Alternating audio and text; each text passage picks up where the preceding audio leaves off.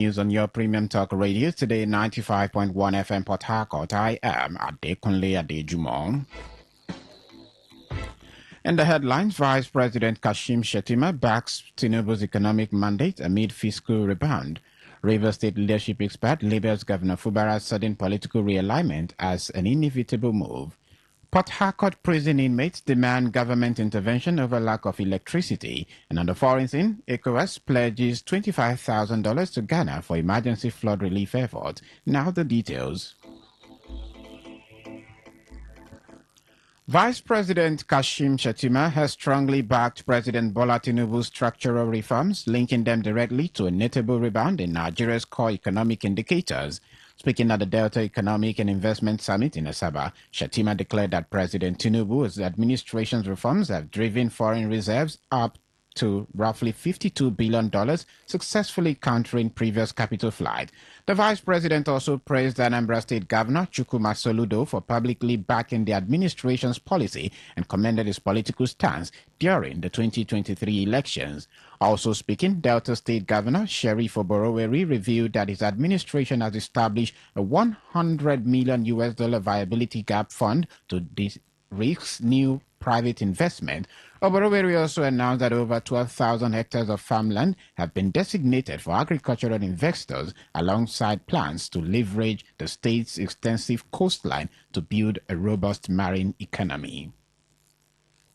Troops of Sector 1 of Operation Whale Stroke have dismantled a suspected terrorist enclave and apprehended 5 suspects during a targeted clearance operation in the Okum local government area of Benue State.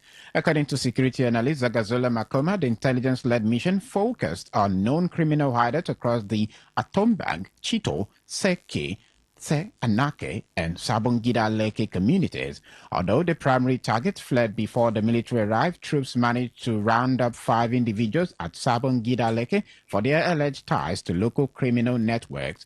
Makama further disclosed that the operation also resulted in the complete destruction of the camp and its logistical structures. Military officials noted that the sweep is part of a sustained campaign to restrict the movement of armed groups and eliminate their operational bases along the Benue axis. In the meantime, the 5 detainees are currently in custody, awaiting further investigation. A leadership expert and chief executive director of the Institute for Research, Leadership and Capacity Development, Professor George Ahunaya, has described Rivers State Governor Siminalayi Fubara's decision to return to his political family and reconcile with his political godfather as both cosmetic and inevitable. Professor Ahunaya, in an interview with Today FM Olawale Sanusi, said the governor's decision was a personal one and does not necessarily reflect the position of many Rivers people who had supported him throughout the political crisis. According to him, many of the governor's supporters are unlikely to follow the same political path, insisting that Fubara's reconciliation has not been embraced by all those who stood behind him during the prolonged dispute. The leadership expert noted that when the crisis began more than 3 years ago, Governor Fubara had presented the struggles as one to protect the soul of Rivers State from what he described as an attempt by one individual, backed by federal influence, to dominate the state politically. The recent step taken by His Excellency Sim Fubara by going back to his family, according to him, surrendering to his godfather, is both cosmetic and inevitable. Cosmetic in the sense that it's a journey he took by himself. Majority of the Rivers people are standing where they are standing. And that step he took is not welcomed by all his stealing banks and followers. And that's why I say it's cosmetic. It doesn't force me, and it cannot force me to join him. No. It's inevitable because, after 3 years, this political crisis has been going on. When it started, the governor opened our eyes to know that he's fighting for the soul of the state. It's not about him. He, however, expressed the view that the people did not support the governor enough during the crisis, saying Governor Fubara was left to fight largely on his own until he eventually chose the path of reconciliation. Professor Ahunaya added that while some may disagree with the governor's decision, it was understandable given the prolonged nature of the political crisis. You can't expect Governor Sim, to be fighting alone and some poor politicians for partisan politics' sake. They didn't identify with the struggle. Oh, he has to back out and go back to his family. He has done his bit. I commend him. He's a man, who stood out in the face of all the contrition, misunderstanding, confrontations, humiliation, humiliation and say, no, Rivers State and Rivers government and Rivers money must be for Rivers people. And our people disappointed him. Some are saying that he couldn't develop and this and that. What is he going to develop?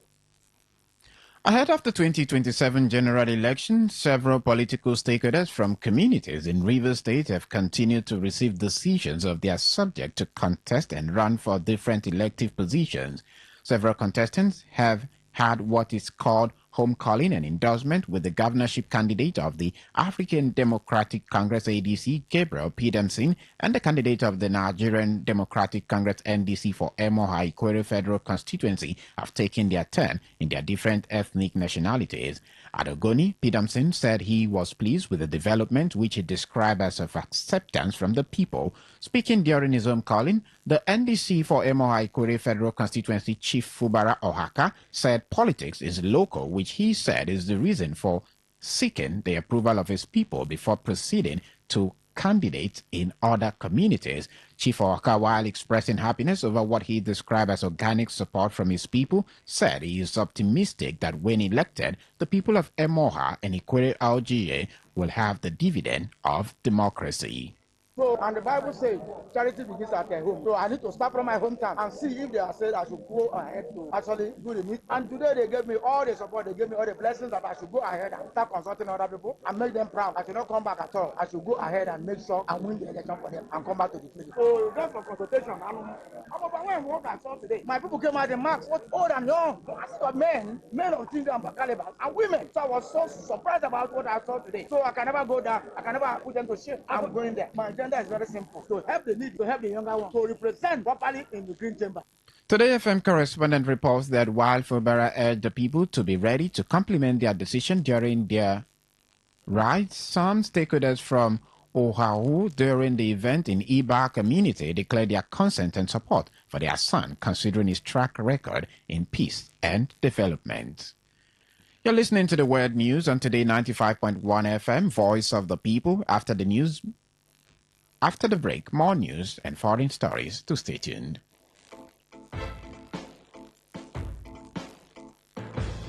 Every day, every hour, when the big stories break, depend on our 24-hour news team to bring you the latest. Today, 95.1 FM.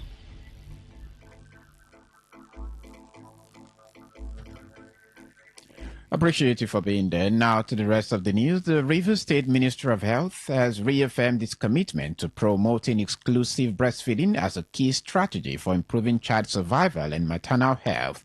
Speaking at the 2026 World Breastfeeding Week celebration in Port Harcourt, the Permanent Secretary of the Ministry, Dr. Vincent Nwachukwu, represented by the Director of Public Health and Disease Control, Dr. Ndubuisi Akpo, described the breastfeeding as one of the most effective, affordable, and sustainable investment in the health and well-being of children and communities. He said this year's theme, Breastfeeding for a Sustainable Start in Life, Strengthen What Works, highlights the need to give every child the best possible start in life, noting that breastfeeding provides complete nutrition for the first 6 months, strengthen immunity, support brain development, and reduce infant illness and death, while also lowering the risks of breast and ovarian cancer in mothers. Breast milk provides complete nutrition during the first 6 months of life, strengthens immunity, protects against childhood illnesses, promotes optimal growth and brain development, and significantly reduces infant morbidity and mortality. For mothers, breastfeeding lowers the risk of postpartum hemorrhage, breast and ovarian cancers, and contributes to improved maternal health and well-being.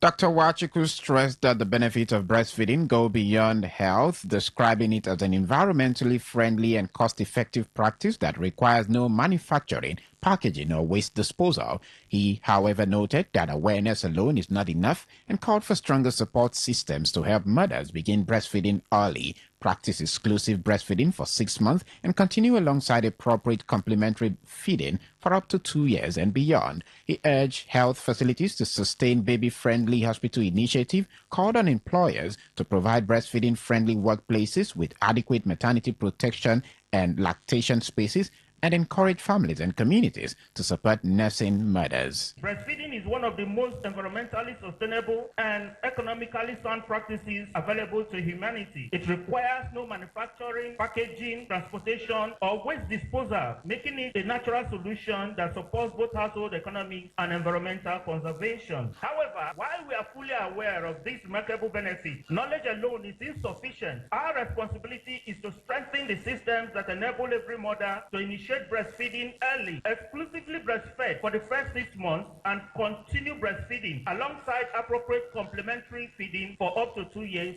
and beyond. Chairman, Masters Bakers Association of Nigeria, Rivers State Chapter, Peter Isoko, says many bakeries have shut down due to high cost of bakery materials. Isoko disclosed this to Today FM. Magnus Wawa, shortly after an event in Port Harcourt, said the development has made it impossible for survival of most bakery business operators in Rivers State. He noted that continued hike on fuel and diesel and other sources of energy has adversely affected prices of bread in the market. The State Bakery Union boss also regretted the hardship families are going through as a result of poor economy, stressing that the body will be ready to adjust bread prices once cost of materials return to normalcy. He, however, reiterated significant role members play in meeting consumers' demand and taste of the product on daily basis. At a particular point in time, we were looking at addressing the price of bread in Rivers State here, but the fuel and diesel, because all of a sudden the power for production becomes a major problem. And if you look at it very well, since this price went up, it is not quite easy. As we speak today now, a whole lot of bakeries have shut down, but they cannot meet up with the production cost. So in that kind of situation, how would you now be talking of reducing price when the bakeries are shutting down and the cost of production is just going up and up and up and up? Inmates at the Port Harcourt Custodian Center have pleaded with the government at all levels to assist in providing electricity to the facility. The inmates decry their poor welfare, specifically highlighting inadequate health care, substandard feeding, and lack of water that was only mitigated by donations from local churches, while urging the government to intervene and provide basic social amenities. The aggrieved inmates lamented that the lack of electricity has caused more mosquito and resulted to improved cold within the facility. Recall that the inmates had previously decried a situation where they were allegedly charged 1,000 naira to be transported to court in the new vehicle provided by the Rivers State government, while also accusing the management of contracting out the kerosene supply to an individual who was exploiting them. Investigation by Today FM correspondent revealed that some inmates now have access to mobile phone, which they use to solicit for financial assistance using social media app. However, the authorities of the correctional center in reaction denied the claims of the inmate and insisted that no inmate has access to kerosene and not one individual is contracted to provide the product. In entertainment, youth in the creative industry in Rivers State have been encouraged to always dream big and aim higher in the pursuit of life's goal and ambitions.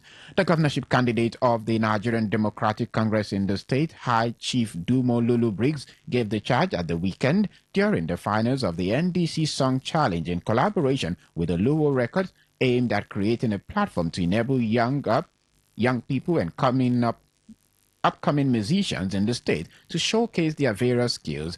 While organizers of the competition had originally pegged the grand prize for the winner of the competition at 1 million naira, however, the event took a dramatic turn when High Chief Dumo Lulu Briggs splashed 1 million naira each to all 13 finalists of the competition and an additional 1 million naira to Soul Bliss, the winner of the competition. All the people here are talented, but as in every contest, there will be a winner. One person who will emerge, and all the others are also winners. But there's one thing that we want to do here today, because all of the artists came here expecting something. What we want for Rivers State is for people to dream big, and be rest assured that your dreams shall come to pass. So for all of the people who performed, their dream was to win 1 million. So everybody will go home with at least 1 million. So everybody who wants something will go home with what he or she wants. So if you want the 1 million, she will get a 1 million, and then she will get an additional 1 million. Panga, you want 500,000, you will get the 500,000, and you get an additional 1 million. On his part, the Director of Creative Arts for NDC, Rivers State, Tamuno Tonye Benga Oluwo, who also doubles as the Chief Executive Officer of Oluwo Records, commended Chief Dumo Lulu Briggs and leadership of NDC in Rivers State for their commitment to giving a breath of fresh air to entertainers in the state. For over 16 years thereabout, we've not enjoyed music encouragement. The entertainers that are there singing music upcoming, they've not been encouraged. But at this point, people came here as contestants expecting to get 200,000 naira back home, but they are going back home as millionaires. Judges are not going empty. Everybody that participated, musicians that came from outside are not going empty. This is to tell you that Dumolulu Briggs and NDC has something for the entertainment industry. And when entertainment is thriving well in a state, it attracts investors. Some of the contestants who spoke with Today FM's correspondent expressed deep gratitude to Lulu Briggs, NDC leadership, and the Lulu Records for giving them the platform to showcase their skills. I'm feeling very excited. I thank God so much because I confidently know God did. Firstly, I want to say thank you to God Almighty for the privilege. I'm also going to invest in my music ministry. As God may have it, everybody is a winner. At the end of the day, we are going back home with something tangible. I really want to give glory to God. And putting this together was not an easy one. There are persons that will know that they've been there in the music scene and they wouldn't want to do this. They would just want to keep it to themselves, divert the whole funds and everything. But at the end of the day, you could see what this young man, he's not doing it for his own benefit. He's doing it for people out there.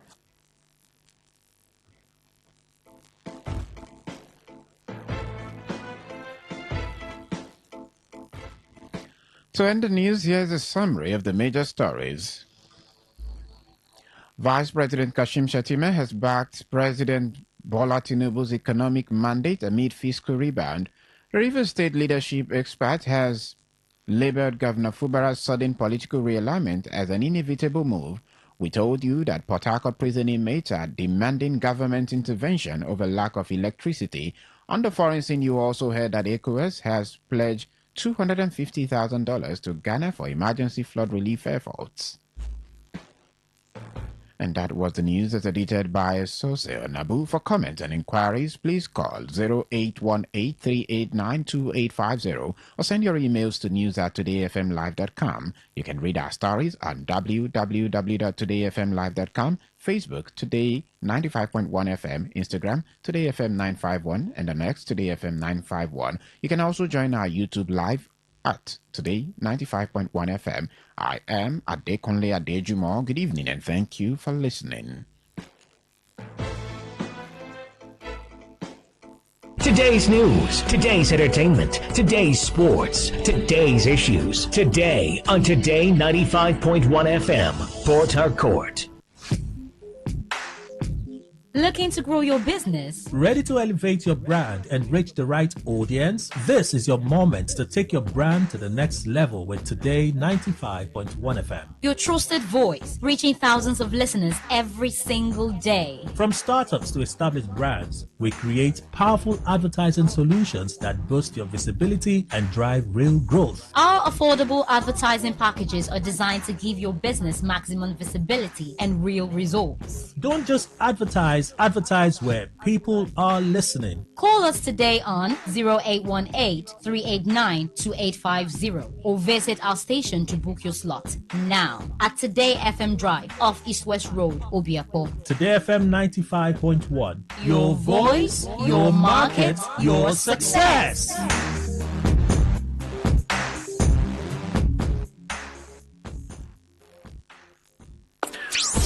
What if the internet had a voice? What if we knew exactly what you love to listen to? What if we understood your vibe, your voice, your opinion? Today, 95.1 FM. Today, 95.1 FM. We are the voice of the people.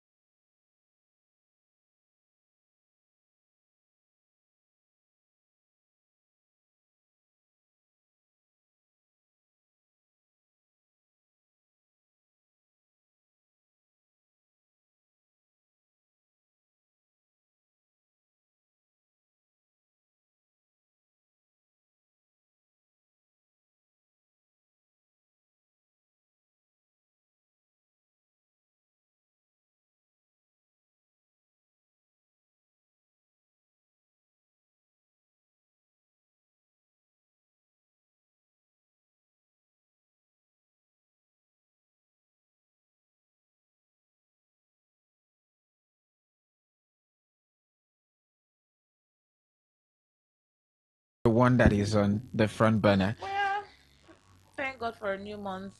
Absolutely. Welcome to August. Welcome This to will be August. This will be the first Edition week, of what's on your mind, and starting the week and the month. I agree. So yeah. I agree. Happy New Month. Yeah, it's a happy new month to you and our Take dear this listeners. handshake.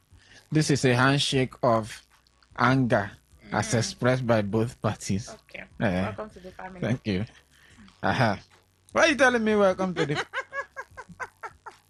You're welcome to the family again. Okay. After now, we'll fight. But that's it. Welcome to today's Connect on Today 95.1 FM. I just had to, get into Runa's mind and find out what is happening. But obviously, I couldn't get so much. My name is Adekunle Adejumo. Would also want to know your name. Maybe you'd also proudly spell it out because we'd find out what is on your mind. Yeah. And we're starting right now. We're not... We're not sharing what's on our own first, because if we share it with you, you may never have the time to say. You may not have the time to listen. Let's start with you. 08109510951. Hello, good evening. Welcome to What's on Your Mind. Okay, that caller, the call dropped. And the text message line is with me, so I'll take your messages. Yes, 0701-923-962. Hello, good evening. Hello, good evening. Hello. Good evening. Good evening. Can you speak up? Mr. Ade and Rona, yes, good evening. How are you? I'm very fine. My name is Ugo. Ugo, great to have you here. So share with us what's on your mind.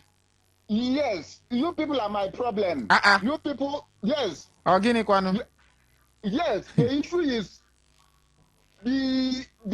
my heart has been given to Today FM. Right from when my man Maxwell, yes, entered that place. But it is very unfortunate that from time to time this station goes off and on. When you expect to get news, to hear even your 10 o'clock night news, I don't hear. I don't receive. At times, if I don't put, right here in Port Harcourt, if I don't put wire to, extend the antenna, I will not be able to receive you. So something should be done. I don't want to speak going further. Something should just be done. Thank you. Thank you for bringing we that appreciate you. Thank you. We'd always do our checks to make sure that we can expand on the signals. Of course, one thing that is very clear in broadcasting is when weather conditions begin to change this way. If you notice, we've been having a lot of convectional rainfall. It distorts the signals and sometimes even gives us trouble. But we appreciate you, and we also have news for you. That 10 p.m. Yeah, it's back. Yes, your prayer has been answered. Yeah. Today 95.1 FM. Good evening. Hello, good evening. Good evening to you.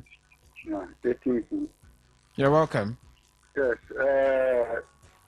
footballer supporter, the former Zero Blackball local government chairman.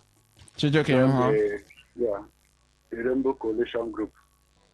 Well, he has emulated their political godfather, who say APC under Buhari was the answer. No, APC will say heaven. According to the ADC publicity secretary, Abdullahi, who say APC is a den of corruption and corrupt people. And when we check the former governors and former political office holders, they are all down to APC because they say heaven. Like the former national chairman said, Adam Shunde, when you come to APC, you are still forgiven. I know three politicians in Nigeria as a political scientist, analyst, and observer and watcher, who doesn't forgive opponents, their offenders, easily. Okay. One is Obasanjo. Secondly is Tinubu. And Wike. Whether I'm going to forgive him for the death of his heart. So therefore, there is their own cup of tea. All right. When they were enjoying themselves, I was not there. All right. Now they have went their separate way. Thank you. I will not be part of it. And I will advise river people. At the national level, Wike is fighting for presidency, the rotation of presidency. Finally. They should sit up. All right. Thank you. For political freedom. Thank you for sharing what's on your mind. Let's also know that we have to give room to other callers to make their contribution. The phone lines are still very much active. 0810-951-0951. For text message, thank you. Thank you. Go ahead. Go ahead, my lady. 9339962. That's the power of Rona. Let's see if we can do 30 seconds. Hello, good evening. 30 seconds. Okay, go on. Just go on. We'll give you the lead. Ade and Co, I greet you. Thank you. My name is Barry Digiadom, the radio governor. In Gukana, Barry Digiadom, the radio governor. I'm calling from Port Harcourt. You're welcome. Well, on my mind, I want to complain about the rate of this dirty for our roads. You know what, Barry Digiadom, at the rate you're going, you may have to call back so we can accommodate everything you have to say. Thank you. Okay, no problem. I appreciate that. I'll be watching the beeps to make sure you scale through. And when we come back as well, we'll definitely share what's on our mind. I have somebody I want to also say thank you to for checking up on Moa. Right. This young man. Okay, I'm elderly now. I'm going to my 90. You call yourself an elderly man? I'm going to 90, Rona. 90 for where? Look at my beard. Is it white? See, how many decades have you been on this Mother Earth? I'm glad you mentioned decades. Yeah, decades. My decades have decayed. Okay. I get it for you. Amen. All right, we'll go on that break. Get back to take what's on your mind. Absolutely. Too. Stay here.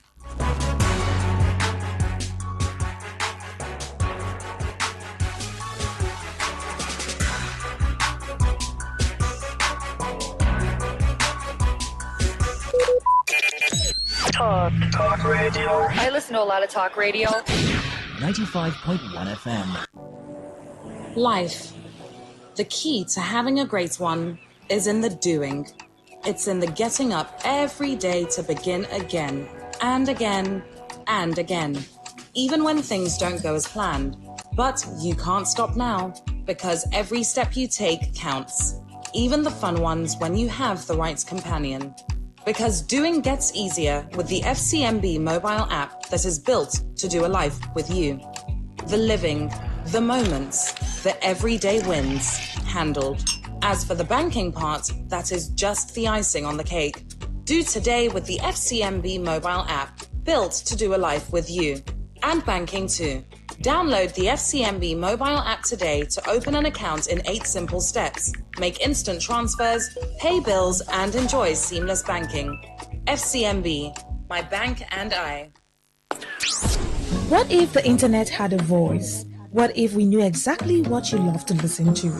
What if we understood your vibe, your voice, your opinion? Today, 95.1 FM. Today, 95.1 FM. We are the voice of the people.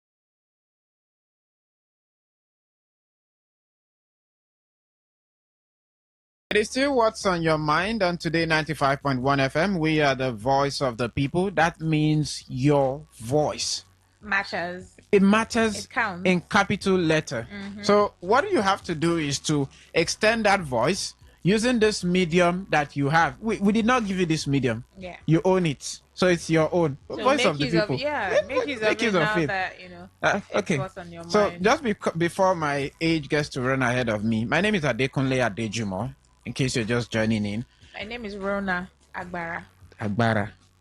But not, you know, not the Yoruba okay. one. But do you know what the Agbara own means? Power. Oh, good. Rona, you're learning fast. Rona power. I'm happy for you. Okay, so keep your calls coming through. You're welcome to share basically anything that's on your mind. Barry Digiadom, this is the time. Take the cue. And for you who's just joining us, the number to call is 0810-951-0951 on the WhatsApp portal and on the text message if you want the lady to be reading it out. 0701-933-996. Hello, good evening. Hello. Good evening to you. This is Talk Your Mind. Talk Your Mind, you're welcome. Let's hear what's on your mind. Oh, great. How is Abba Odua this evening? They are fine, no problem. Awesome. But one thing with exactly when we get it, that FCP minister, I know like him. Yeah. If other people do like that, I believe say for no reach for a hand. Other people who don't govern the state, they don't behave as when they behave. He don't rule his own 8 years, finish and come up. He go remove his hand now. Other person do his own. How he go there Abuja? Then they detect people wait there for here. Now he go tell them what to do and what not to do. Now he don't behave like that, so they can spoil the government of Rivers. This one there similar like the governor where they do us well. Huh? Okay. Well, we never see this kind of governor where they like this. Thank you. So Thank I know you. like Thank you. Small one, wait, small day. I go to a chairman. Oh, will it be? Listen, I tell him, go to a chairman. He don't do well. All right. You've had your time. Today 95.1 FM. Good evening. Good evening. Good evening to you. I call it anything. Okay. Hello. What's on your mind? Yes. What is on? I want to concentrate on the person that I mentioned that I don't usually forgive the offenders. Obasanjo haven't forgiven Tinubu. Haven't forgiven Atiku. Okay. You called earlier, so I would appeal that you go to the next caller. Hello. Good evening. Good evening. Good evening to you. Welcome to Today 95.1 FM. Yeah, I'm Chino calling from Ajib area of Lagos. Nonya, you're welcome. Please go on. I want to comment. My brother, you in the studio there. I always like your presentation. Thank you. God bless you. Thank you. So let me talk on the politics in River State.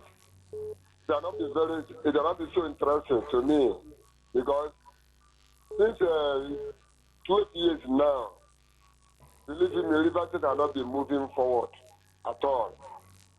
So we have been playing politics of self-interest in the state. We are not considering the interest of the state at all. Whether the state is growing, whether the state is dying economically, nobody cares.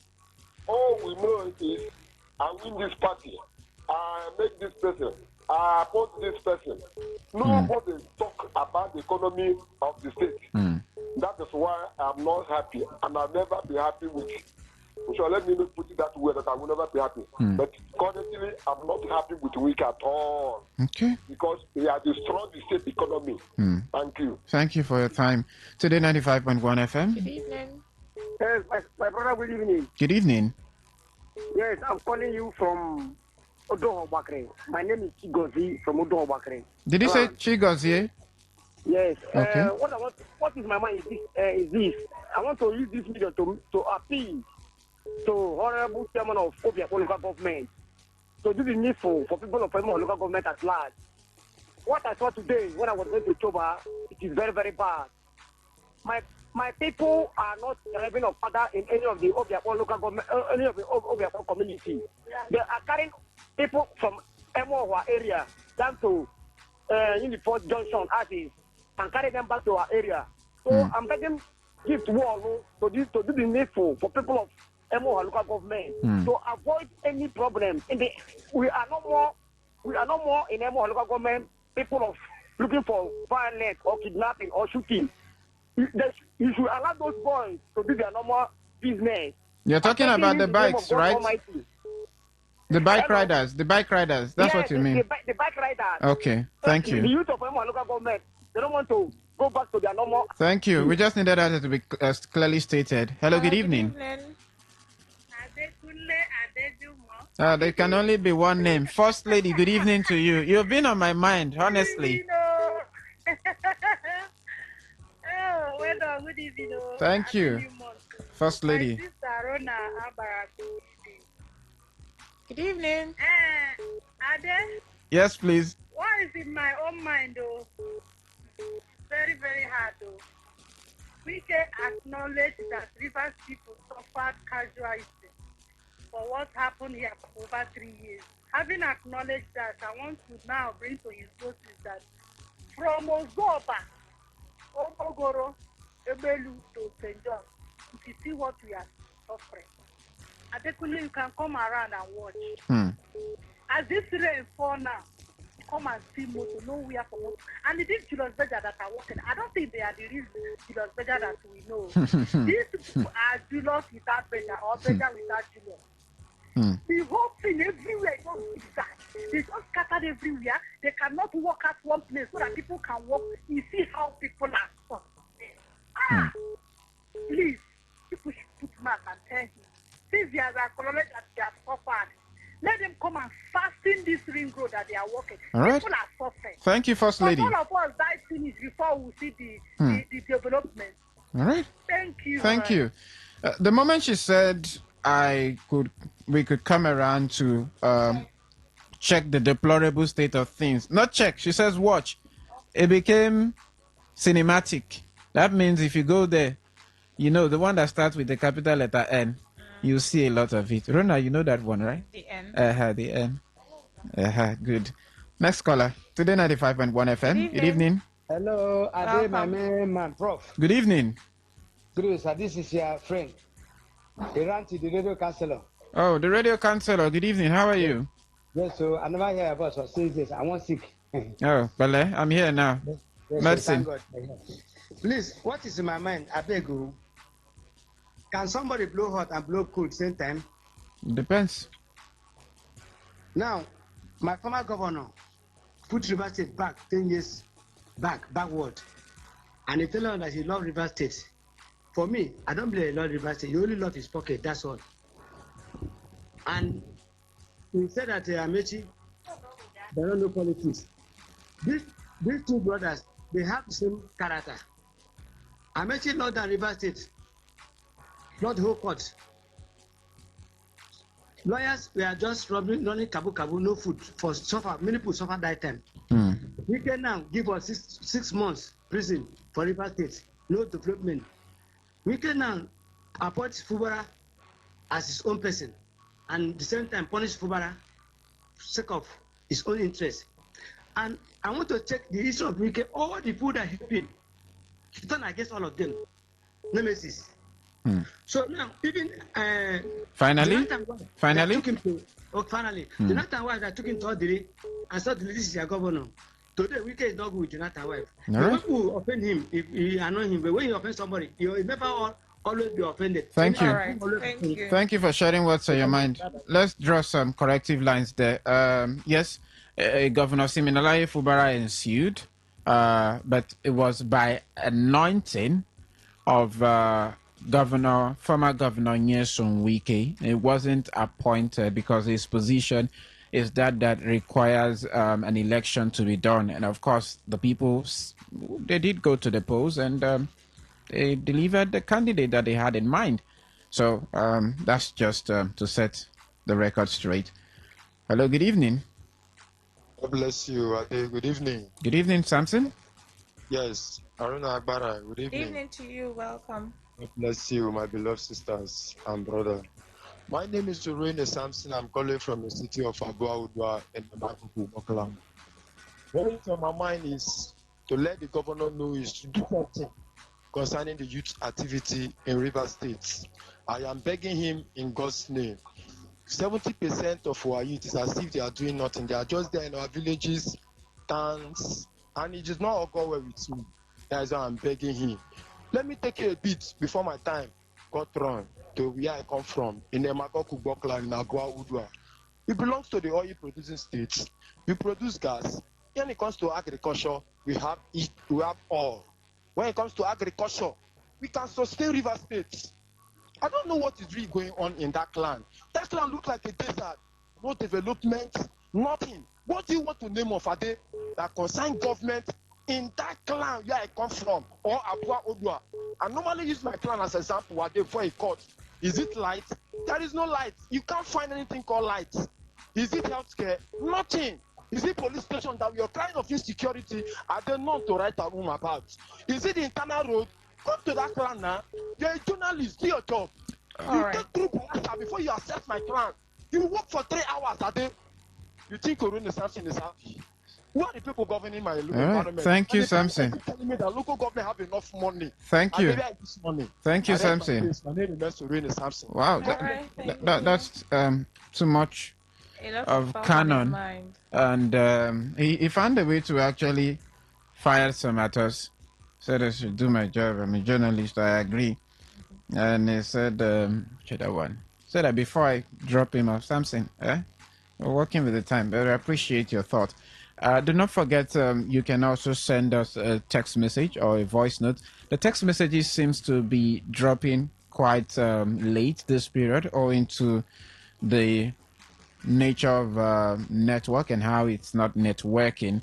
But you can send a WhatsApp voice note. It's very, very Of course, you can reliable send a as voice well. note. I'll play it. You can send a WhatsApp message. I'll read it. You can send a regular text message like the one that dropped in, just dropped now. Says, good evening. What's on my mind is what's going on in Chokoto as of now. There are some boys in part of Chokoto that have decided to be stealing people's belongings. They cut people's plantains. Some of them in the night climb people's fence and cut people's different vegetables and sell them in Chokoto markets. Those who are buying those stolen things are from Ndema's son, and this boy called Cheesy should know that they're also thieves. When these people will be caught, they will suffer with them because their cup will soon be full. All right, I really try to Run away from do all of theft. that messages. Run away. That temptation is too heavy for you. Today, 95.1 FM. Good evening. Please permit me to ask, because like journalists, like politicians, I used to have your voice on Wave FM. Have you migrated or jumpology or defected from Wave FM to Today FM, please? Which of the terms would suit for you?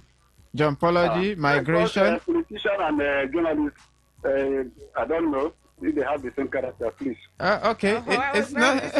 You're correct. We're here now, and it's not a matter of character. It's a matter of professional growth.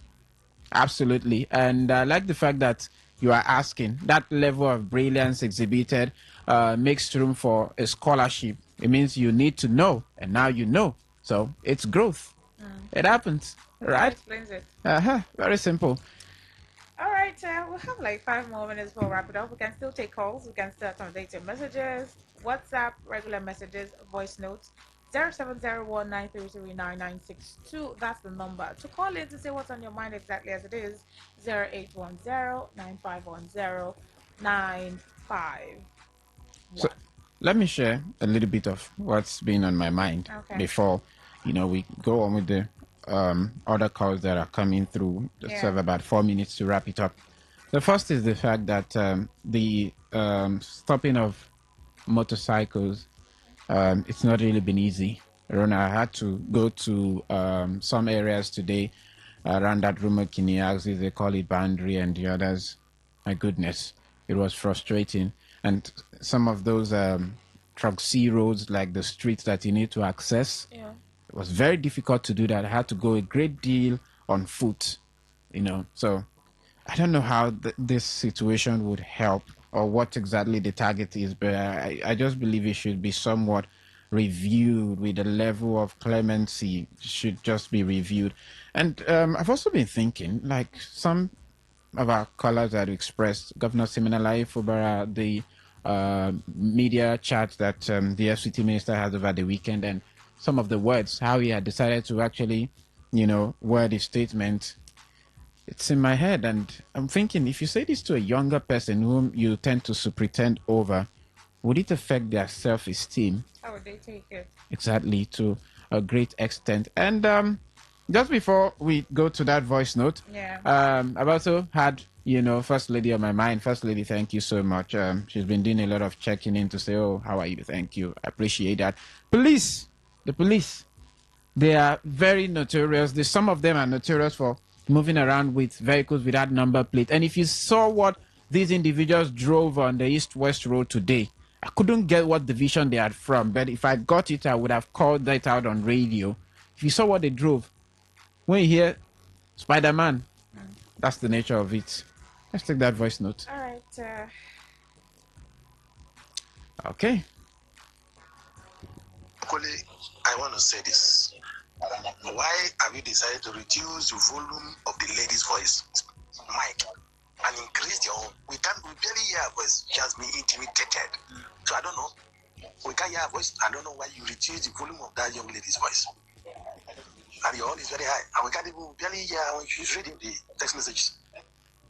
Okay, thank you. Rona, At this first, point, I'm like, pass the verdict. okay. You're a professional as well, so pass the verdict. The part where you said intimidated, maybe that's really your perception, though. It's fan love. It's your It's perception. fan I love. understand that. Oh, you probably want the same intensity and volume. Our mics are the same volume. So if you don't hear me as much as you would want, don't worry, you hear me more now. Okay, there's no intimidation here. We're both doing this together. Okay, so he did not deliberately reduce the volume of my mic and increase the volume of his.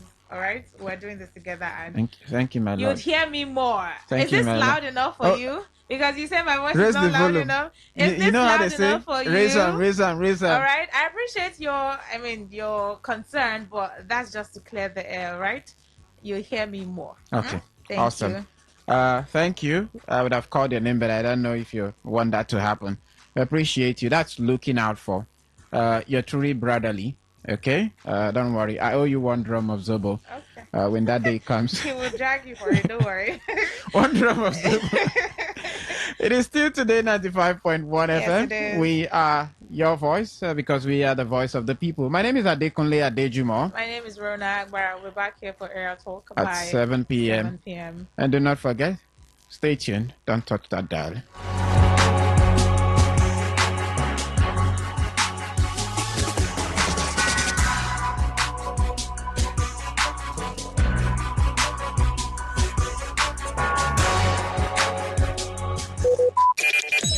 Please listen to this infomercial. Herbal Heritage International, the Kokoroko, for herbal medicine, when they produce strong, correct medicine, they take it, they support with country healthcare system. Country man, correct, holistic, ogbonge herbal medicine, they we know they come out for public anyhow, like a big basket. Food ground, as every Christmas, I be boundary. Sickness, sabi medicine, we pass them. After all, monkey smart now, because tree near tree is a forest. Heritage International go use the technology of computer testing machine to see and know before attacking that your health condition wey don become ogbarogba for your life with the correct treatment. Therefore, whether definition or without definition, make you visit Herbal Heritage International offices wey near you. Herbal Heritage International. Now we you. Hello and welcome to the program Roots and Herbs. Roots and Herbs is a program that discusses health-related challenges and suggests possible ways out from the herbal medicine perspective. Roots and Herbs is put together and sponsored by Herbal Heritage International, also known as Baba Yoruba. Baba Yoruba is currently having a special promo package. This promo package will give you the opportunity to enjoy 50% discount on all their products and services. This offer runs while the stock lasts, and at the same time, it will give you the privilege of meeting Baba Yoruba himself at number 24 Ikwere Road, Mile 1 by Education Bus Stop, Port Harcourt. For details and inquiries, the telephone number to call is 080-33-111-946. I repeat,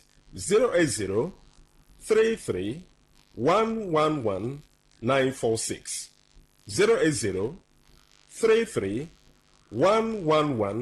080-33-111-946. Our topic of discussion is infertility, and I have with me in the studio Dr. Otumba Abiodun. Sir, you're welcome to the program. Thank you, Mr. Moderator. Infertility is seen in couples whenever a man and a woman is able to stay together for at least 1 year, which is equal to 12 months, without being able to get pregnancy so that they can get fruit of the womb. It is of two types. We have primary infertility, and the second one is called secondary infertility.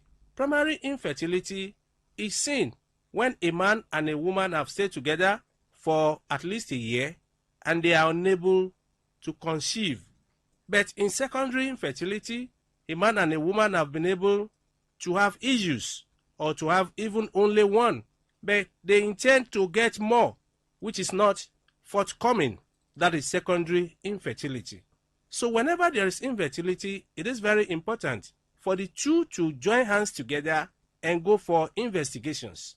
What makes a man the father of any child is the quality of the semen coming from the man. that a man is able to perform doesn't make him the father of any child. What is coming from a man is gotten from the testicles. In some men, the number of sperm cells can drop, a situation that we call oligospermia. In some, the cells may not even be there at all, a situation that is called azoospermia.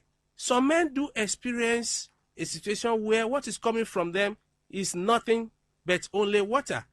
All the qualities are not there. There are many factors that can make a man to come under these conditions, part of which is drug abuse. There are some medications that some men do take that are spermicidal.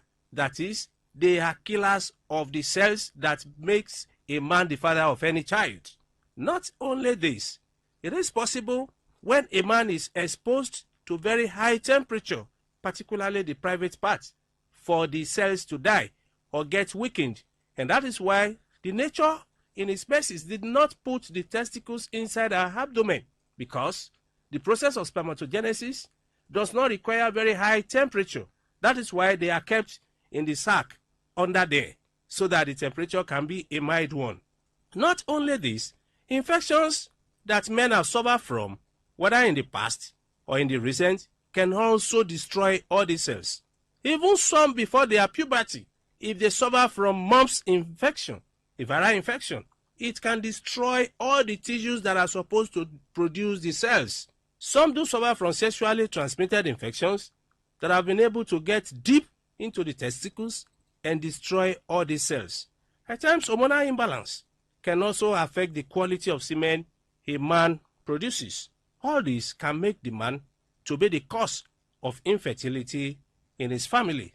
In women, it is possible for challenges to also result from infection. Infections that are poorly treated in women can make a woman to suffer from serious lower abdominal pains, which can spread upward and tend to block the fallopian tube. In some women, drug abuse can be the challenge. Some women, without even having any issue, they take to lifestyle of taking contraceptives, pills, or injections that they use to prevent pregnancy without having any issue. And this can cause hormonal imbalance and disrupt all their fertility profile to the extent that when the time comes that they have the desire for this, they may not be able to get it. Not only this, some have done repeated abortions that perforate the uterus, or the uterus has been destroyed, all the layers are not complete again. Under that condition, when a woman conceives, in less than 8 weeks, it will drop. Some have fibroid, a mass growing inside the lumen of the uterus that is not giving enough space for pregnancy to grow to maturity. And that's why we say, under this condition, we have to first agree on how to get out of the challenge. And how do one get out of challenge? It is by visiting a competent healthcare giver who will be able to do investigations and know what the root cause of the problem is. It may be from man, it may be from the woman of the house, and at times it can be from both of them. But once the root cause of the challenge is determined, the way out will not be far-fetched. Anytime there is infertility in families, we do advise that mutual understanding is very important. For more enlightenment and advice, the number you can call is 080-33-111-946. 080-33-111-946. I repeat, 080-33-111-946. Thank you. All right. You've been listening to the program Roots and Herbs. Roots and Herbs is a program that discusses health-related challenges and suggests possible ways out from the herbal medicine perspective. Roots and Herbs is put together and sponsored by Herbal Heritage International, also known as Baba Yoruba. Baba Yoruba is currently having a special promo package. This promo package will give you the opportunity to enjoy 50% discount on all their products and services. This offer runs while the stock lasts. And at the same time, it will give you the privilege of meeting Baba Yoruba himself at number 24 Ikwere Road, Mile 1 by Education Bus Stop, Port Harcourt. For details and inquiries, the telephone number to call is 080 33 111 946. I repeat, 080 33 111 946. 080 33 111 946. Let's take our sponsor's message. Don't go away. We shall be right back. Herbal Heritage International, the Kokoroko, for herbal medicine, where they produce strong, correct medicine, they take it, they support with country healthcare system. Quatliman, correct, bekelistic, ogbonge herbal medicine, they we know they come out for public anyhow, like a big basket. Food ground, as every Christmas, have been boundary. Sickness self, sabi medicine, we pass them. After all, monkey smart now, because tree near tree is our forest. Heritage International, go use the technology of computer testing machine to see and know before attacking that your health condition, we don't become Ubarugba for your life with the correct treatment. Therefore, whether definition or without definition, make you visit Herbal Heritage International. Offices way near you. Herbal Heritage International. Now You're welcome back to Roots and Herbs. Roots and Herbs is a program that discusses health-related challenges and suggests possible ways out from the herbal medicine perspective. Baba Yoruba is currently having a special promo package. This promo package will give you the opportunity to enjoy 50% discount on all their products and services. This offer runs while the stock lasts, and at the same time, it will give you the privilege of meeting Baba Yoruba himself at number 24 Ikwere Road, Mile 1 by Education Bus Stop, Port Harcourt. For details and inquiries, the telephone number to call is 080 33 111 946. I repeat, 080 33 111 946. 080 33 111 946. Until we come your way again, remain blessed. And that was a paid infomercial. Maybe home is somebody's smile when they look at you for the first time. Maybe home is being a home to something you love and adore with all your heart, and that is what life, friendship, and love are all about. Maybe home is listening to all of your favorite shows on Today95.1 FM. We create memories. We inspire comfort. We are the voice of the people, and we are home away from home.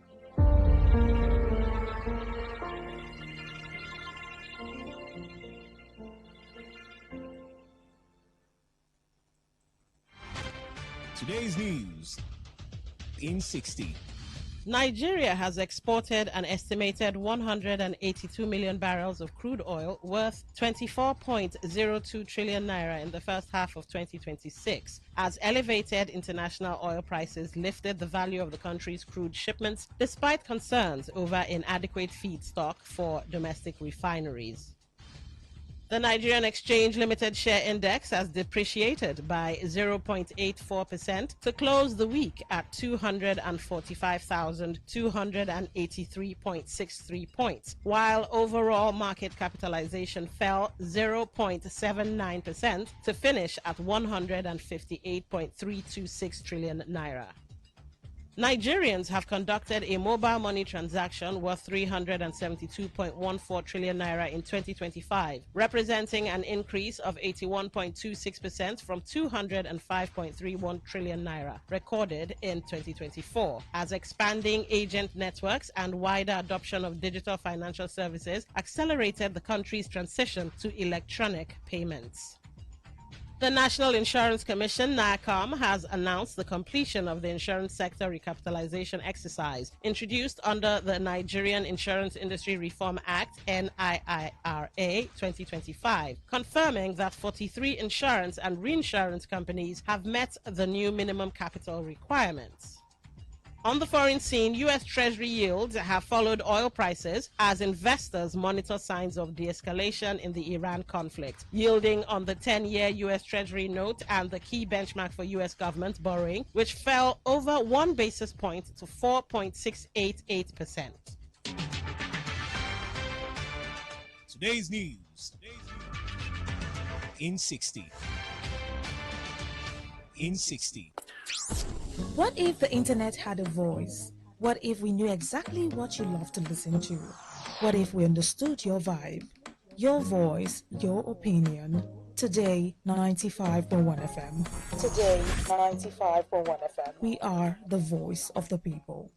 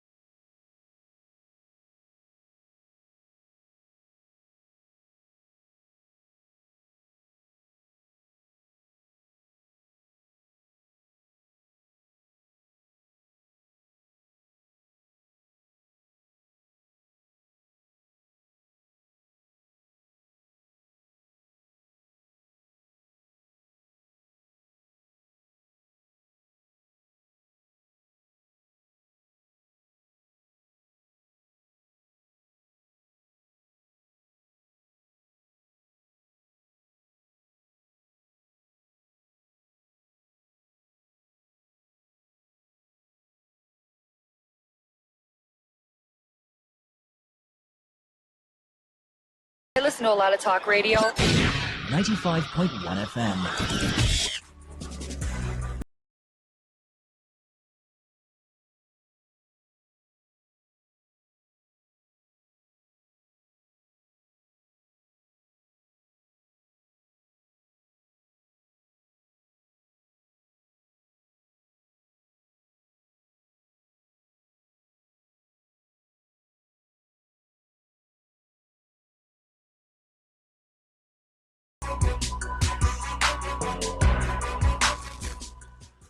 A very good evening to you, and welcome to Area Talk on Today 95.1 FM. We are the voice of the people.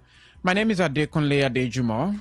My name is Rona Agbara, and once again, we welcome you to Area Talk. And you know how we do it on here. We have conversations that concerns all of us, and we just talk about it. And of course, have the time where you call in to give your contributions and opinions about the matter. So we're here to talk about something important that happened, and I'd like you to stay with us. Absolutely. Now, many times I wonder what happens when you have elderly citizens that they usually would love to flex a muscle. I mean, I have about 2 or 3 of them, and I know one word they barely listen to is caution, because they really want to become mobile. They want to move around. They find the fact that they had to sit for a long time in a particular place, they find it very disturbing. And it's not in any human nature to actually be packed into a garage because you are more advanced. And so, I wonder how these set of adults or elderly citizens tend to survive in a place like Rivers State. The reason is simple. If you take a look at the design of the city, it doesn't in any way tell you that enough room is created to allow the elderly people function properly. For example, if an elderly person intends to cross the road today, it's for a fact. If help does not come from anywhere, then the report will be a very sad one, because the facilities barely cater to enable them do a simple crossing. If an elderly person decides to walk the streets alone, they can be intimidated. Their items can be stolen by people who do not even consider the fact that someday they would age. And so you ask yourself, what exactly are we building as a city in this respect? Is it a city of justice, or one that is strewn with a lot of injustice? We've been bothering a lot on that particular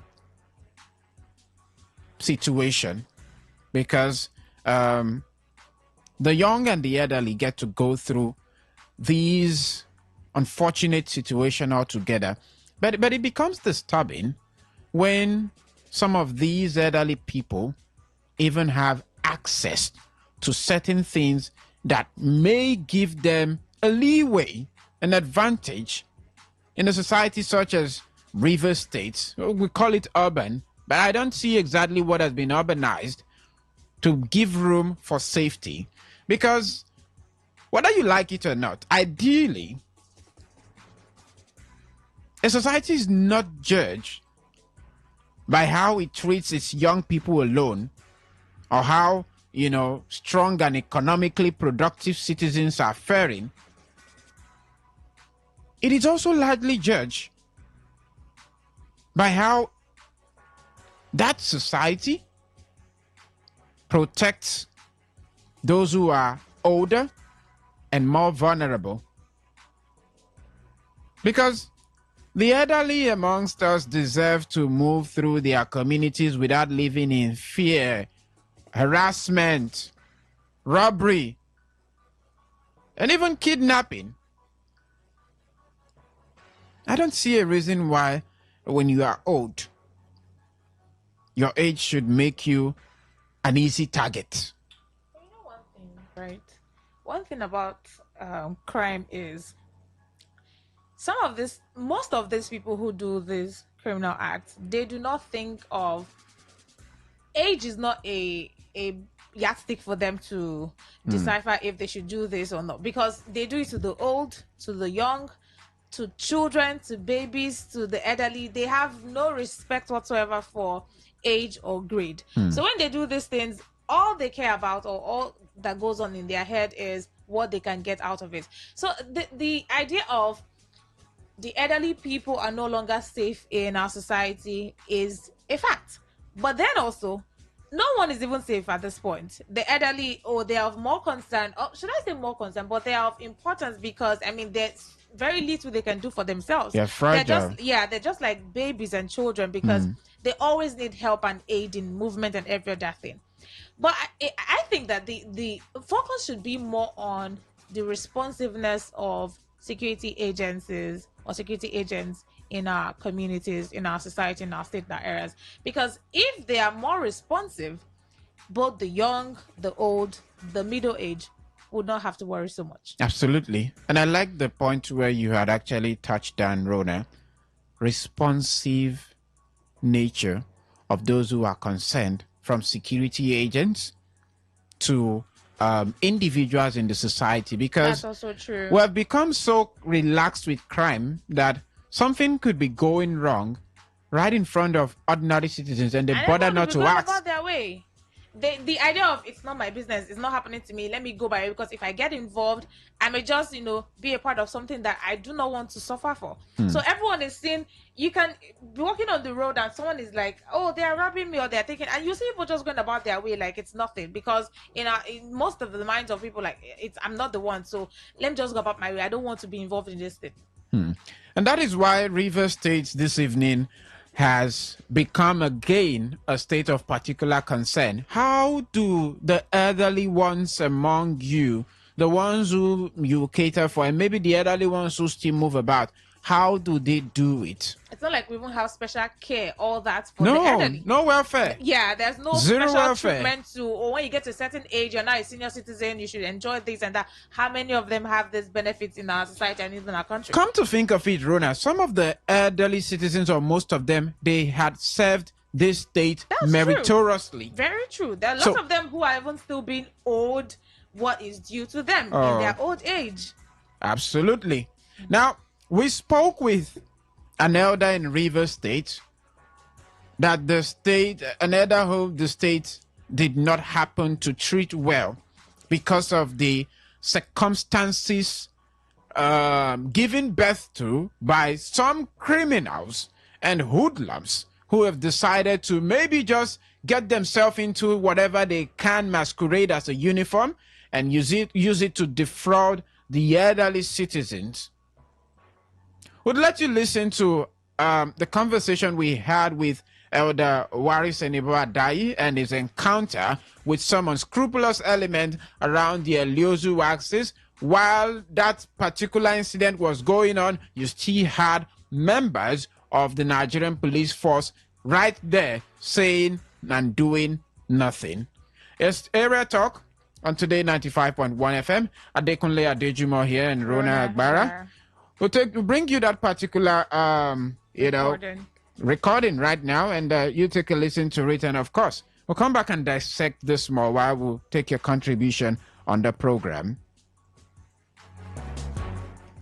This is actually one of those things that we do when we, hear about elderly citizens that get to be maltreated by individuals who are masquerading as either traffic officials or security personnel on our roads, and they actually go out to be a menace to the people, wreaking havoc and posing as dangerous figures in the society. So this is basically going to be about an enlightenment and also possibility of tracking down who these individuals are, as we'll be speaking with one of the elders in Rivers State who, had experienced a very disturbing aspect of these operations. So we're just going to head into the conversation. Good day, sir. Good day. So, sir, please, can you tell us your name? My name is Samuel Jaja. Okay.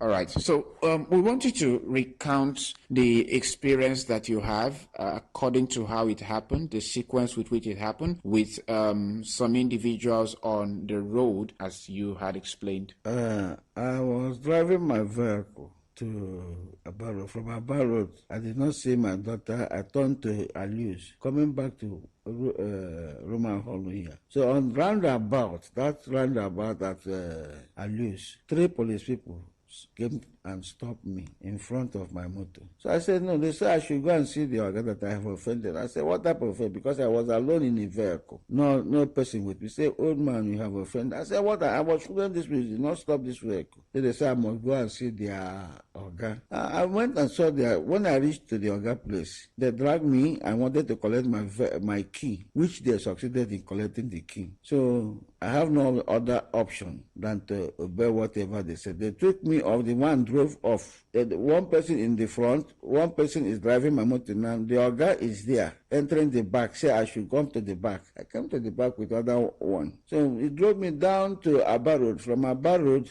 to Omomasi. From Omomasi, we have Vision Shell. He said, will I pay, or if I don't pay, I will. They asked me again, is this vehicle your own? I said, yes. Who bought it for? I said, now my children that gave me this vehicle. He said, is this vehicle has air condition? I said, no. This vehicle did not have any air condition. They said, if that be the case, I will pay 390,000, almost 400,000. Those are the exact words that criminals will say. Do your vehicle, does it have air conditioning system? For what reason? No traffic offense was committed. No infraction was seen. Your criminals. So that's a strategy now to if you have the person, if you have the person. an air conditioning system, you pay higher, because how can you be enjoying? Also, it's a measure. It's a way they measure how they penalize you, how much how they get steal from you. So they can tell, oh, for this one to have this on, he has more money to give. Digital and air conditioned criminals. That's who they are. Just see how we have gotten, the level we've gotten to when it comes to crime in this society. Now, if you think someone's comfort is now used as a yardstick to measure how much you can get or make of you. Exactly. Well, if you think that's the last of it, there's more. So, I will go to the office. I said, which one is the office? Take me to the office. They said I should pay the money. If I do not pay the money, wherever they will take me to, I will pay 10,000 naira every day. So I have no other option than they forced me that I pay that 390,000 at POS. A lady was there. I should negotiate that shell. That shell going to Abarod. So that is where they collected the money from. They called the gear. That is where they collected the money, and we did pay a visit to that area, mixed with different individuals. No particular person could be identified, but that area is actually a hub of such, and that's what criminals do. They go to POS with your card, or maybe take you there and ask you to key in your pins, and they withdraw whatever amount of money, provided it cannot be traced back to them. That is what is happening. What if they go there and the person doesn't have any money to give? Because some of them can go beyond getting money off you and want to do even, causing physical harm and bodily harm to the person. This is a pure case of kidnap, Rona. Let us run the figure let's wrap it up. What they took from that man is 400,000 naira. That's just what it is. Yeah. Now, if it wasn't a case of kidnap, you wouldn't move with him in his own vehicle around just different locations, trying to get it before they could even attempt to, take the money from him or take the ransom. They move about with this elderly man who is 80 plus in age. Well, we'll bring you more from that particular conversation. You have 390,000. The guy said yes, without even arguing, without even need. He said, okay, the one in the front, go and collect the money. And then I should press my card, POS. So I gave them 390,000. They said I had luck. Otherwise, because we are an old man, that is why we shall leave you go free. So they turned the motor and collected the money from the POS. I came back, I called my daughter, and my daughter ran and came to the asked the police people there and the road traffic people. They say, that they used to come and stay here. They used to come and stay here. One other police officer said, one woman said, if I knew, I could have called and shout. I said, how can I shout again now? That is how it happened. That is how I lost my 390,000 naira. And just so you know, we did pay a visit to a Liozu flyover, and we saw some individuals who matched that description. And of course, you had a traffic officer from the Nigerian Police Force River State Command operating still at that Eliozu flyover. So the big question is, who are these criminals? Because from all indicators, when we cited them, they don't have any emblem to identify them with the Nigerian police. But again, The very fact that you have a police officer in that location is a big indictment. Exactly, and that shouldn't that be like a deterrent to some of these people say, oh, there are security people in this area, we cannot Have you operate. forgotten that some police officers facilitate Agbero to load buses? Where I'm driving to. How then are they able to operate freely in an environment where there is security presence? Is it now that the security presence there doesn't make any difference, or it's now a collaboration between these people and security personnel? Because the fact that they are stationed there, and according to the recording where some of the people around there says that's how they are always here, and that's what they here. They know about frequency. They already know that this thing happens over and over again. So how are they able to operate so freely with the presence of security personnel there? I'm glad that age is not stripping us of our analytical strength. But let's go on and listen to the other part of that particular interview. And I came back.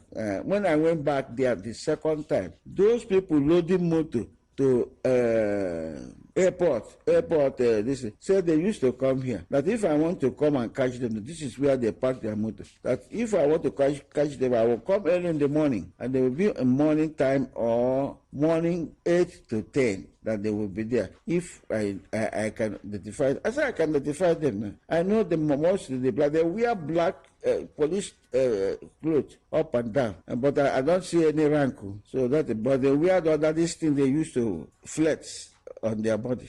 That is how I got to lose my money. By chance, any of these individuals were they bearing arms? I did not see any arms. I did not see any arms, any type of pistol or any that I did not see.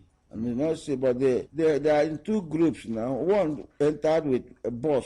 There's one bus they entered, while the other entered my vehicle. So it wasn't what you identified was not an operational vehicle like some of these Hilux that you have, but regular buses. That's what they use. No, but this keke bus on the road that carries passengers, that is what they use in operating, and that are used. So even they say when those people came, I met those people loading motor at the Air Force.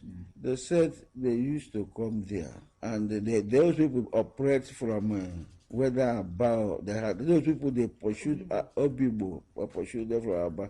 They operate. They came there, and sometimes they will operate this Alius. They will operate along Aba Road, and where do they call this place? Going to that junction after that is where they operate. But if I see them, I know them. I can even identify them. That's my own point. So, okay. At what point did the POS operator, what was the person? Shell, at the Shell quarters. Shell, as we are going to Aba Road, at the Shell, that there's a place you negotiate. There's a shed where people can rest. By the right from here now, going to that last gate of Shell, you negotiate. That is where the lady stayed with one other man. Okay. So, as a citizen who is doing a legitimate business in this state but had to experience this, what would be your call to the authorities on this particular matter? I think the authority will inform police or any agent, and they will wear civil dress with their identity. If they don't wear it, maybe those people will not wear. That is what they should do. As a security officer from UST, I don't know why I fall that victim, because I'm supposed to. I don't have any other option because they have overpowered me. So I'm telling that anybody going, seeing police, wind their glass up. You should wind your glass or don't go alone in a vehicle. Moreover, the old age people like myself from 80, 81 going off, you should not go with that, because those boys, they cannot pity you and they must collect something from you. So I wish this government to look into this. Let them stay at the strategic points. They can get them. They can get them. That is what I feel about it. Because they don't use gun. No, I did not see gun. No, but maybe there will be gun in their body. I don't know.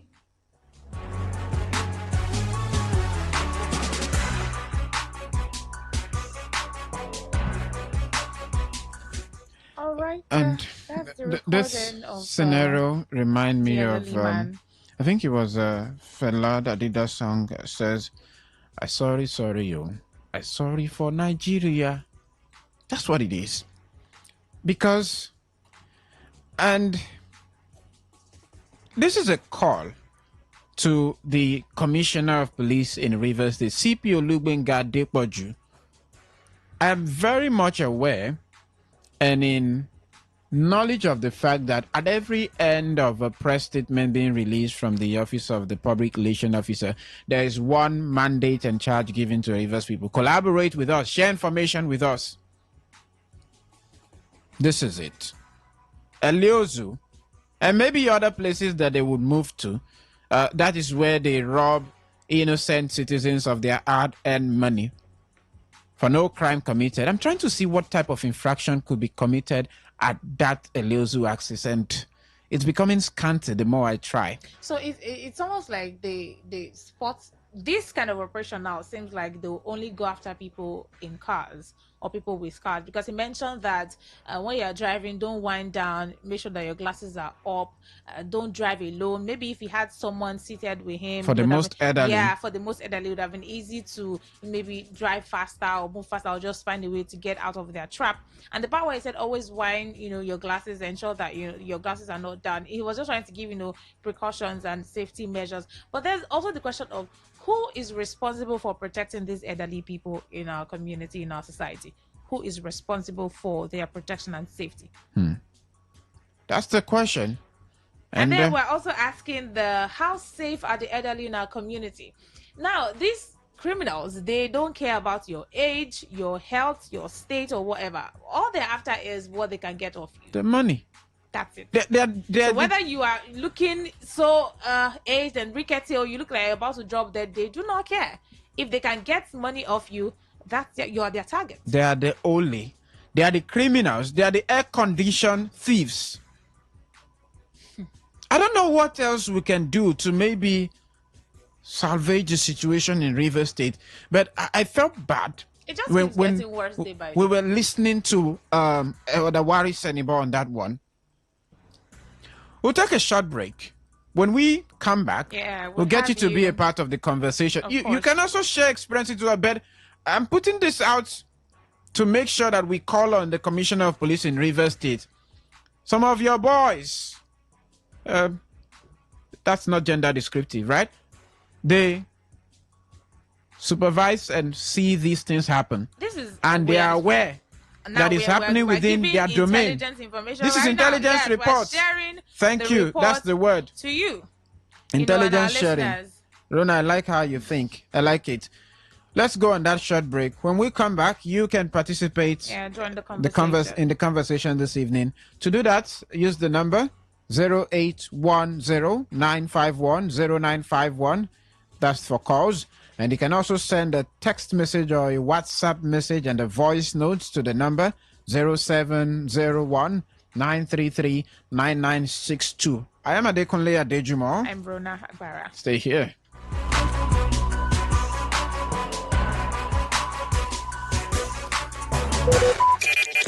Talk radio. I listen to a lot of talk radio.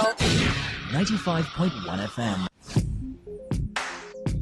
Looking to grow your business? Ready to elevate your brand and reach the right audience? This is your moment to take your brand to the next level with Today 95.1 FM. Your trusted voice, reaching thousands of listeners every single day. From startups to established brands, we create powerful advertising solutions that boost your visibility and drive real growth. Our affordable advertising packages are designed to give your business maximum visibility and real results. Don't just advertise where people are listening. Call us today on 0818-389-2850 or visit our station to book your slot now at Today FM Drive off East West Road, Obiapo. Today FM 95.1. Your voice, your market, your success.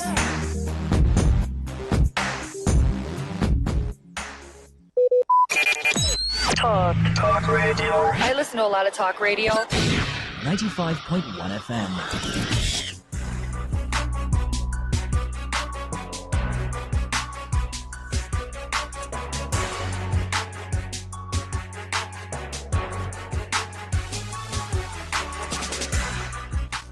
right, welcome back from that. Let's have you join the conversation. I'm sure that you've been following the recording, the experience of an elderly person here in River State, how that he narrowly escaped kidnapping. Why do you keep choosing the right word? He narrowly escaped death and kidnapping.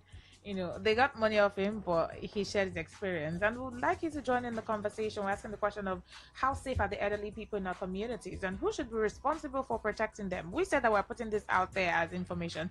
Let's hear your contribution on the matter. Hello, good evening. Yeah, good evening, Ronan. And Ade, good evening. Good evening. I'm calling from Ajip Radio of Port Harcourt. You're welcome. All right. Now, this is telling you that when the cat is aware, then the rat have to govern the house. See, everybody is taking the advantage of what is happening or the political situation in River State to do the way they like. They go to the security sector, the police, and other security agencies. They are, in fact, I can say they are on loose. You go to police transport station, the Aburo and all that, they're also on the loose. So, because nobody is in control of the state. If not, I'm coming. If not, the police commissioner is supposed to answer query for this kind of heinous crime happening in River State. Okay, look at what the man said. That those people always come there, which the police are aware of them, but they do nothing. So how can they rob the man? Close to 400,000 naira. I don't even know how to use the word there. In fact, that police commissioner is supposed to be sacked from River State. Thank you. All right, thank you for your thought. Today 95.1 FM, good evening. Hello, Ade. Good evening. Good evening, I'm Matthew. You're welcome, Matthew. Calling from Chuba. Right. Ade, see, these things are not new. They are normal. Now, let me give you an experience. What actually happened. Okay. You see those police with their Hilux van? Yes, Hello? please. Go on, we can hear you. Those police should be arrested. Now, why am I saying so? This thing has been occurring. Those guys use keke bus. I knew those guys. They use keke bus. Hello, are you there? Keke bus. Okay. So if you go to SAT office, former SAT, there is a place they usually park vehicle. Now, why should they park vehicles at that place? What concerns is just like a coordinated crime between these people and police. Now, if you want to do anything, the police will come out and you will be scared to say anything. Now, if you go to Atlare, if you are from Rumola going to Atlare, set Atlare. As soon as you turn, the same thing you see them. If you are going towards Abaro, towards Shell, those guys usually use the bus. They will be timing you as soon as they see any flashy car, make any mistake, back, and you wind down, or you are not locking your car. The next thing, those guys will just come. They'll open your car and enter. Have you encountered them personally? I said I've encountered them, not once, not twice. What did they tag themselves as? They are tagging themselves as River State Task Force. Wow. Otilo. River State Task Force, you see them, they will not put any emblem. The moment, as soon as they enter your car, they'll remove their emblem, their reflex from their pocket and put it on. Okay. And you see Task Force at the back. I said Elios is a flash point between the criminals. Even if you have some of those bus coming from Lagos, from interstate, they cannot match break at Elios. Wow. And once it is evening, they come because as soon as you match break, whosoever is coming, they'll put the driver, they will rob it. Okay. And yet the police were still at that place. Not once I saw police are there, they are robbing the car. I came there, they almost wanted to hit me. If not because I'm so smart, those guys would have done terrible things with it, and no police would have come there. Please, I'm begging the River State government, Elios flyover, within the Elios, the airport, going to airport, going to Rumokoro, those Thank you. To look into that. Thank you. Appreciate the detailed reportage. Hello, good evening. Experience. Hello, good evening. Good evening to you. Welcome. Yes, my name is Ono Samuel. Samuel, you're welcome. Thank you very much. Yes, I must commend you for doing what is right. Thank you. Yes, I never knew that the young lady voice is tiny. Oh, okay. Now let me say this. We should tell ourselves the truth. As a Rivers man, I have taken upon myself to do on the field assessment and investigation, personal investigation of why or the reason why security is gradually ravaging the capital city of Rivers State. You mean insecurity? The insecurity. Now, I have come to conclusion that a particular ethnicity, I don't know whether as a pressman you will like it or not, but as a Rivers man, I am telling you the truth that they are form of destabilizing any city and state they go to if you give them a free hand.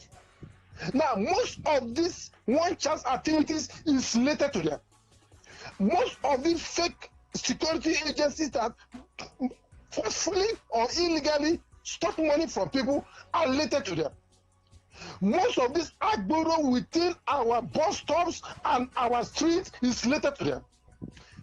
I don't care about how anybody will feel, but as a Rivers man, I am pained that my capital is being ravaged with a particular set of ethnicity that want to disorganize and destabilize my capital or my state. So if tomorrow something happens, they will say, hey, they are marginalizing people. Just like what happened in Lagos State. But anywhere you find yourself, you behave yourself. Respect the people, respect the constitution and the rules and regulations of the state or capital you're dwelling to do your business. If you don't want to lawfully do your business, you can vacate the city and go to your city to do whatever crime you want to do. All right, thank you. Not to come to the state. Thank you. We had enough time there to give you. Today 95.1 FM. Good evening. Hello, good evening, sir. Good evening. Please do us the favor of turning down set. Okay, I've done it. Thank you. Please go on. Go on. Yes, I'll just not mention my name, but I will just tell you exactly what is happening. You can stay anonymous. It's allowed. Yes, I'm anonymous, yes. Please, what is happening in River State is nobody is ready to ask why is it all this time happening.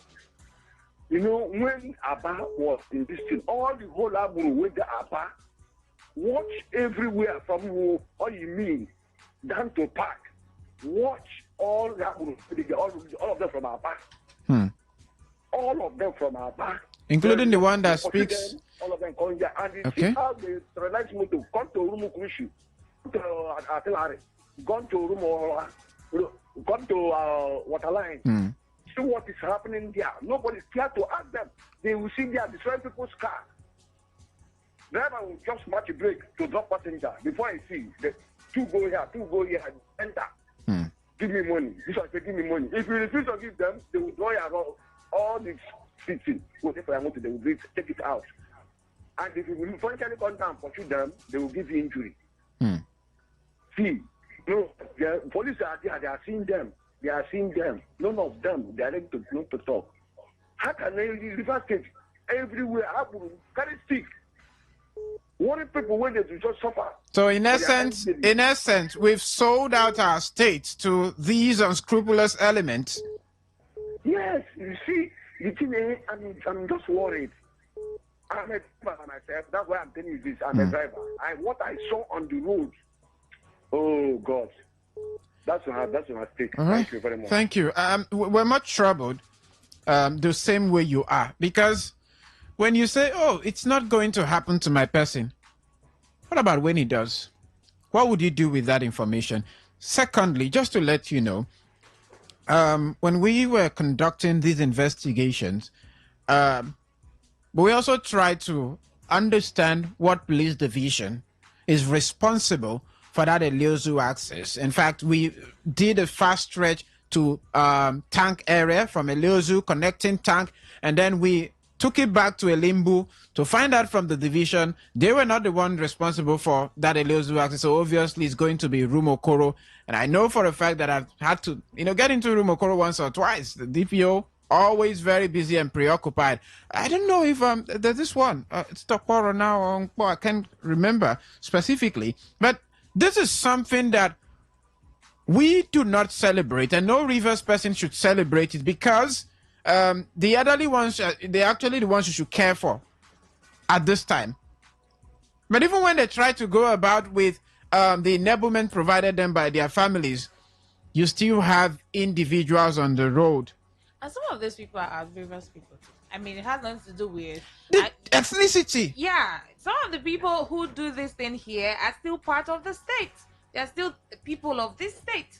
I know that, some people come from outside to come commit havoc some other place, but there are still people here who enable them to do this thing. If I should maybe put a call across to the Waris Senibo as we speak, at some point, some language gap may have slipped. They may have spoke something like they don't understand exactly, or some slangs or something. He would give us that exposition here, or because may be from here. Crime doesn't know ethnic lines, and by the time we put crime into that ethnicity box, it makes it difficult to tackle, because you begin to target a group of people. Yeah. While neglecting other places it could be from. This is not to override its possibilities, but it's just to tell you about how broad it can get.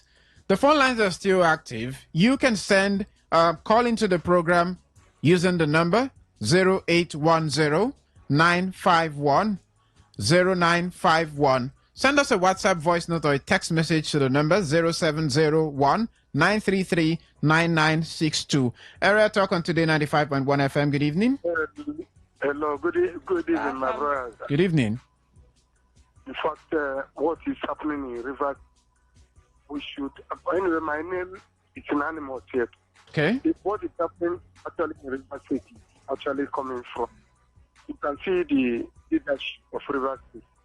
One man came and said he is the head of River City. No elderly man, nobody is talking, and he is the only one who is the godfather of River State. And that is because of what he is. Do you really think this is about the political coloration or the crisis that River State had experienced in the last 3 years? Political coloration. As one man decided to come the godfather of the whole world, the River State, the man who can only speak, no other people will talk. Today, look at what is happening in River State. When Amechi was there, all these things happen. But at no point, let's have a conversation here, because it's about the growth of. At no point did we'll call the name for who it is. Nyesom Wike hold the governor from actually. I mean, I remember. Was it in his 100 days in office? He bought some utility vehicles. That was under the last administration of Olatunji Disu as CP. Check out when the present governor was active. He was talking, but since he said he is the godfather, he is going to control the man. The man have to stay in animals. But is the commissioner of police also being controlled? Huh? Is the commissioner of police also being controlled? He's the godfather controlling the police, commissioner of police. So he's of the opinion that who were empowering people it is a political thing. That's why crime is going on. Women are robbed every day. Men are robbed every day. Both fathers are robbed every day. What kind of rubbish is this happening? All right. Thank you. Please, we appreciate your thought. Just easy on the strong words, so that we can have a decent conversation on radio. Hello, good evening. Welcome to the program. Hello, good evening. Apologies about that. 0810-951-0951. Hello, good evening. Hello, good evening. Ade? Good evening. Good evening. You're welcome. The lady that did the POS should be questioned, because she might likely not have the amount cash to give them. She might likely transfer this money to some of them. Probably after this man might have left, they can trace it because 390,000 is a huge amount of money. To somebody, it's almost 6 months' salary. Absolutely. Even when you are working, ask the civil servant. It's almost 6 months' salary. Now, for somebody to spend such amount of money for just less than 10 minutes or 20 minutes, I think it's something to be questioned for. And if you copy the CP, they can as well trace where this police is, because some of them come all the way from the headquarters to mount there. And while they are mounting there, nothing they are doing than collecting money. If you are coming down from NTA down to after 7, you see police standing there collecting money. And even though if you are carrying somebody or kidnapping somebody, nobody will tell you. All is about they put their hand, they collect money from KK boss. We heard about 2 days ago a man was killed in Obikore. What is happening? Where are the police? You go to Obikore, the place is so quiet that police, nobody would stay there to mount anything.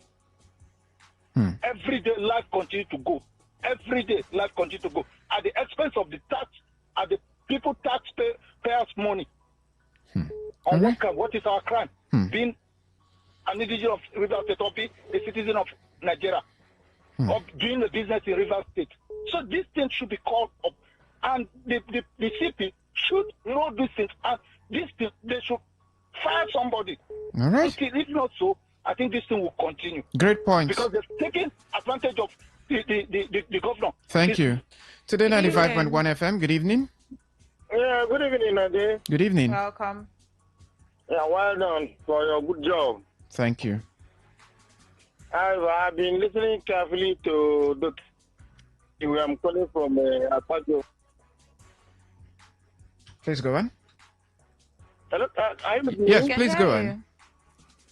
Yes. It's unfortunate that what is happening in this dear River State today. So, but I have to say with due respect, I've heard so many persons calling for the head of the commissioner of police, saying the Obikore flyover is quiet, this and that. Today, my people, police, government is no longer relying on manual policing of the society. AI, there is no AI that is helping the security operative in River State to work. Go to Enugu State, I'm an Enugu man, go to Enugu State, my community, all the whole community in Enugu State are being monitored by CCTV, courtesy of the governor of the state. So the required flyover, is it not supposed to have how many CCTVs? Is there any place in River State that something will happen? They say, oh, CCTV footage capture what happened. Government should wake up to their responsibility. They should leave. Police cannot do magic.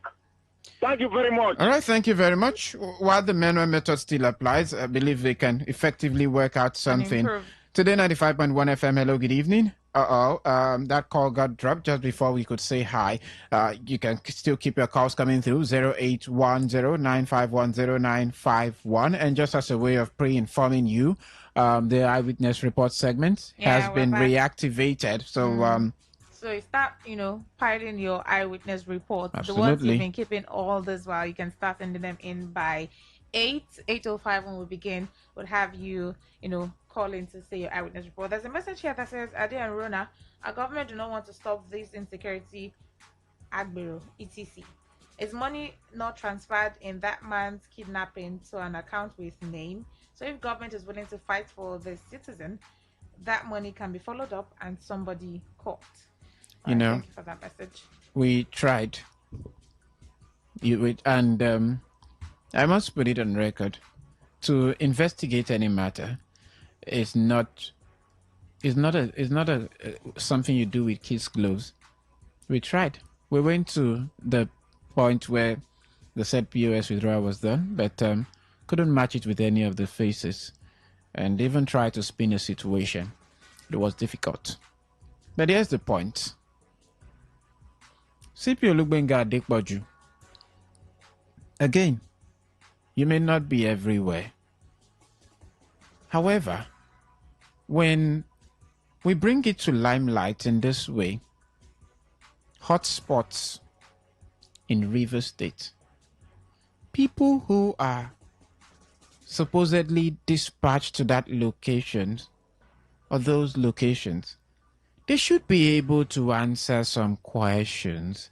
I mean, this is not something that has to involve rocket science, and I had to go and beg Elon Musk to come provide how SpaceX works. No, it's simple. Yes, governance, there, politics, crisis, agreed. At the same time, the facilities for working, when it's provided by the governor in a state, it's a boost to the policing system. But it doesn't stop the fact that there are other provisions through which the police tend to function properly.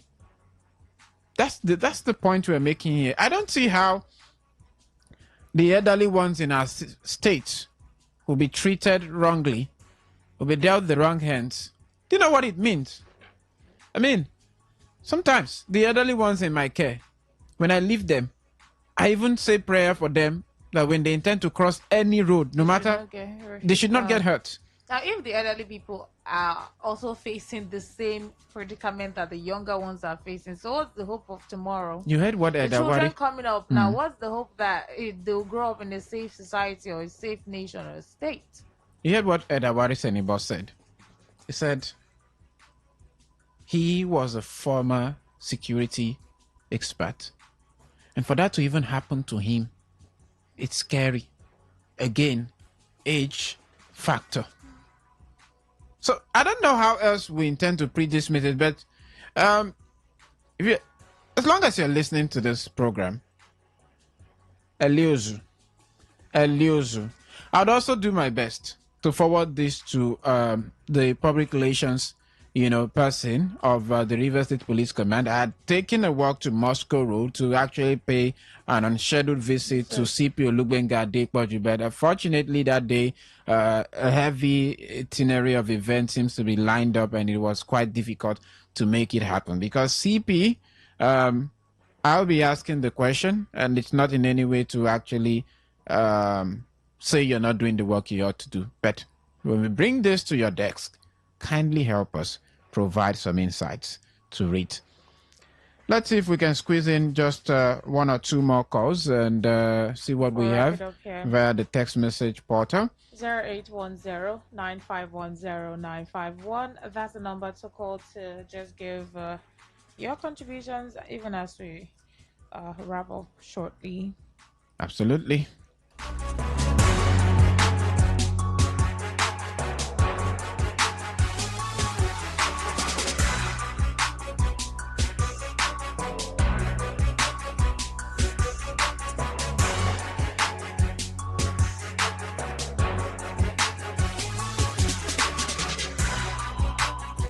We will continue keeping authorities checked, and I will keep bringing all this information on here your for way. our safety and our concern. Your way.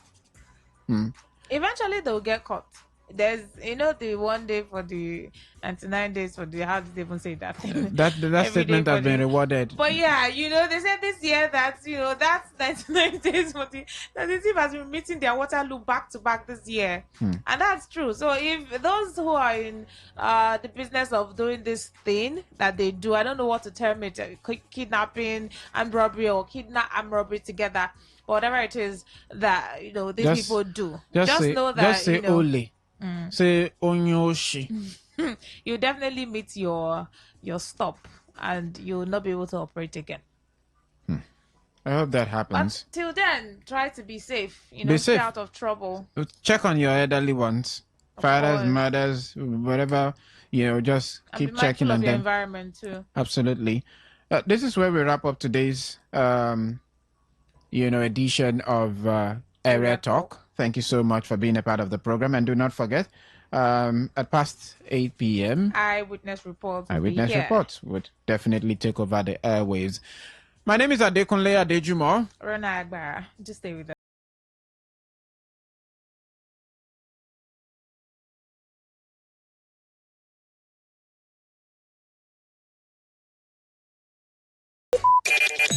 Talk radio. I listen to a lot of talk radio. 95.1 FM.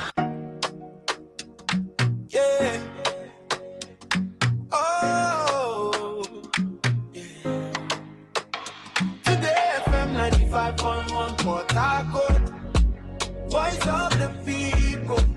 Voice of the people. Hey, rise and shine, it's a brand new day. Today's the station leading the way. Breaking news, sports and talk, keeping every heartbeat on the clock. From Port Harcourt to the world we go, sharing every story you should know. Your voice, your people, your destination. We're not just a station. Today FM 95.1.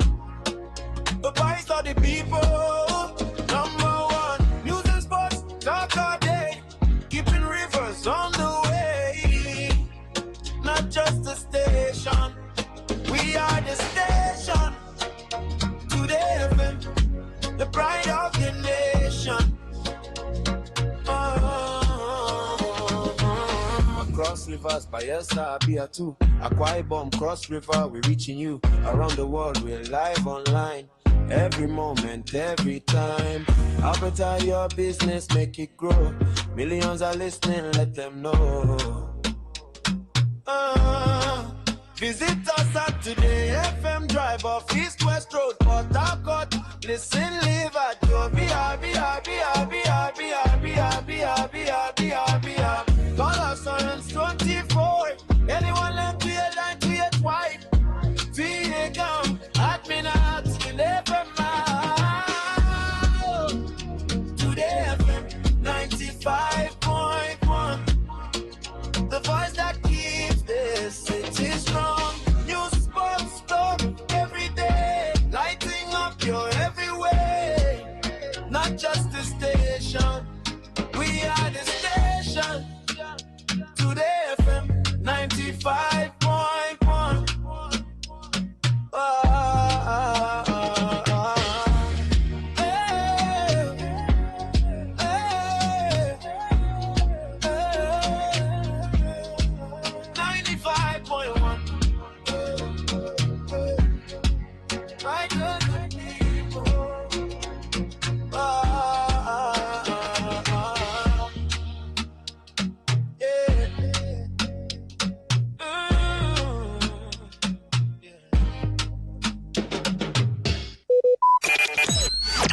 Talk radio. I listen to a lot of talk radio.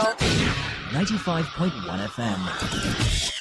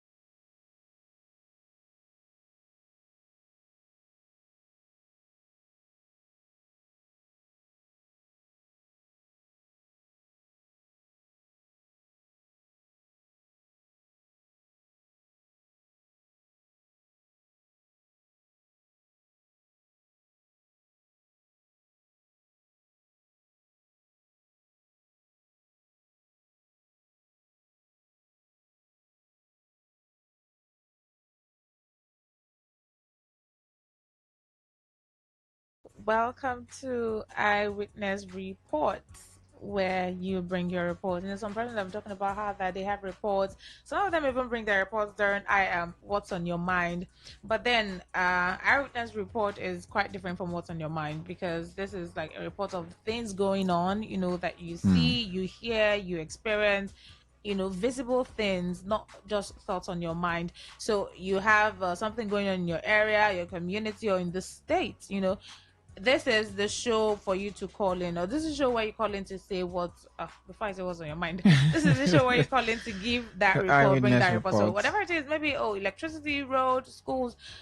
I'm not the one to tell you the things going on in your local government areas, in your communities, in your town, in your state, in River State and in Port Harcourt. So whatever it is, I'm always on Eyewitness Report. If you see something, say something. Whatever it Absolutely. is that you see that's a matter of concern, that you think, it's good to be brought on here, so that the right authorities who are in charge or responsible for that thing will hear it, and attention will be brought to it, and it just works for every one of us to have better living conditions. Please bring those reports Absolutely. on here. And let's also inform you that if you have pictographic evidence of some of these situations, you can share it with us on WhatsApp, and also send a message and maybe a voice note through the WhatsApp portal. You can use the number 0701 933 9962. You've made that request, you asked for it, and now it is reactivated. Eyewitness Report on Today 95.1 FM with Adekunle Adejumo and Rona Agmara. So let's get you to join us this evening by calling the number 0810 951 0951. And for WhatsApp portal, it's 0701 933 9962. Remember, you can also do a conventional text message to the same number. Hello, good evening. It's Eyewitness Report on Today 95.1 FM. Good evening. Good evening. My brother. Good evening. I'm Edatoni. I'm calling from Umebu. Edatoni, you're welcome. Yes, for a long time I'd never called for the radio. Because of how we are calling for radio, what we are calling is not implementing. See, at Umebu here now, when there is a NEPA bill to share, we will see light. When we pay the NEPA bill, we cannot see light again. We can use light in 1 week for 1 month, but we are paying the NEPA bill. Where is and this? Where is this Umebule? The road. Hello, are you listening? Sokota, yes. Okay, it's from where? Sokota, Umeblu 1. It's where? Yeah, I'm hearing that our able governor, our able local government chairman is working. But at Umeblu here, I don't see anything. Is that in, that is in Eche, right? Generating revenue, please call our able local government chairman to come and flag road at Umeblu. From Sokota to Umeblu. Thank you very much. All right, thank you. And please, when you call into the program, in order to help us do a tracing, and maybe you also get contact relevant to what you have presented, when we ask follow-up questions, please do well to facilitate us with the answers, because that would be very important in making meaning out of the eyewitness report that you tender to us. And of course, the listening public would definitely do a follow-up on that as well. Let's get to hear from the next caller. Today 95.1 FM. Good evening. Hello. Hello, you good can evening. Send, I just hope that you don't have network issues, but if you can send a text message, please do that. You can still send your eyewitness report as a message. You can send it as a voice note or a regular text message. Hello, good evening. Yes. Welcome. Thank you, my sister. Peter, they call from Oyibo. Peter, you're welcome. Thank you. I'll walk now. Very well. How are you doing today? Well, we thank God, though. We are living by His grace. Okay. There's no road in Obibo. That Umbanu junction there. That Umbanu junction. I've been shouting all this way. We have a local government chairman who is collecting a location every month. For God's sake, I don't know where they go with a location. I do not know. But, well, All I know is that one day, God Almighty will ask them, what did you do with the people's commonwealth? They are using it to do whatever they like. Well, God will judge all of them. That road remains there. And people are suffering on a daily basis. From Peace Estate. Peace Estate. Okay. To Old Aba Road. There is no road by Graceland. If you are coming from Graceland, via Peace Estate, no way. You cannot enter here. Water are taken over everywhere. And we have a sitting governor. Is it not wise that the local government chairman should come here and see things for himself? Go to Mowari, go to one man country. No road. No road. Is it not a shame to the state that people are suffering like this? Is it not a shame? I have said it before. In Lagos State, the government upon government, they will just open the roads, very important roads, to all those areas that are developing. People are developing. Why is it not the same thing here in the state? If you go around the state, the story is the same everywhere. Why is this confusion in the state? All right. Why? May God come down from heaven and help us. All right. Thank you. Thank you. And thank you for, helping to detail it that much. We've taken note of that. Mbano Junction, around Obibo, Peace Estate, Odeba Road, okay, by Graceland.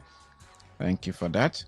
Get your calls coming through. Remember, it's still the Eyewitness Report segment on Today 95.1 FM. Share with us what you have noticed, that thing you find unsettling around your area, maybe in the city. You're welcome to do that. The number to call is 0810-951-0951.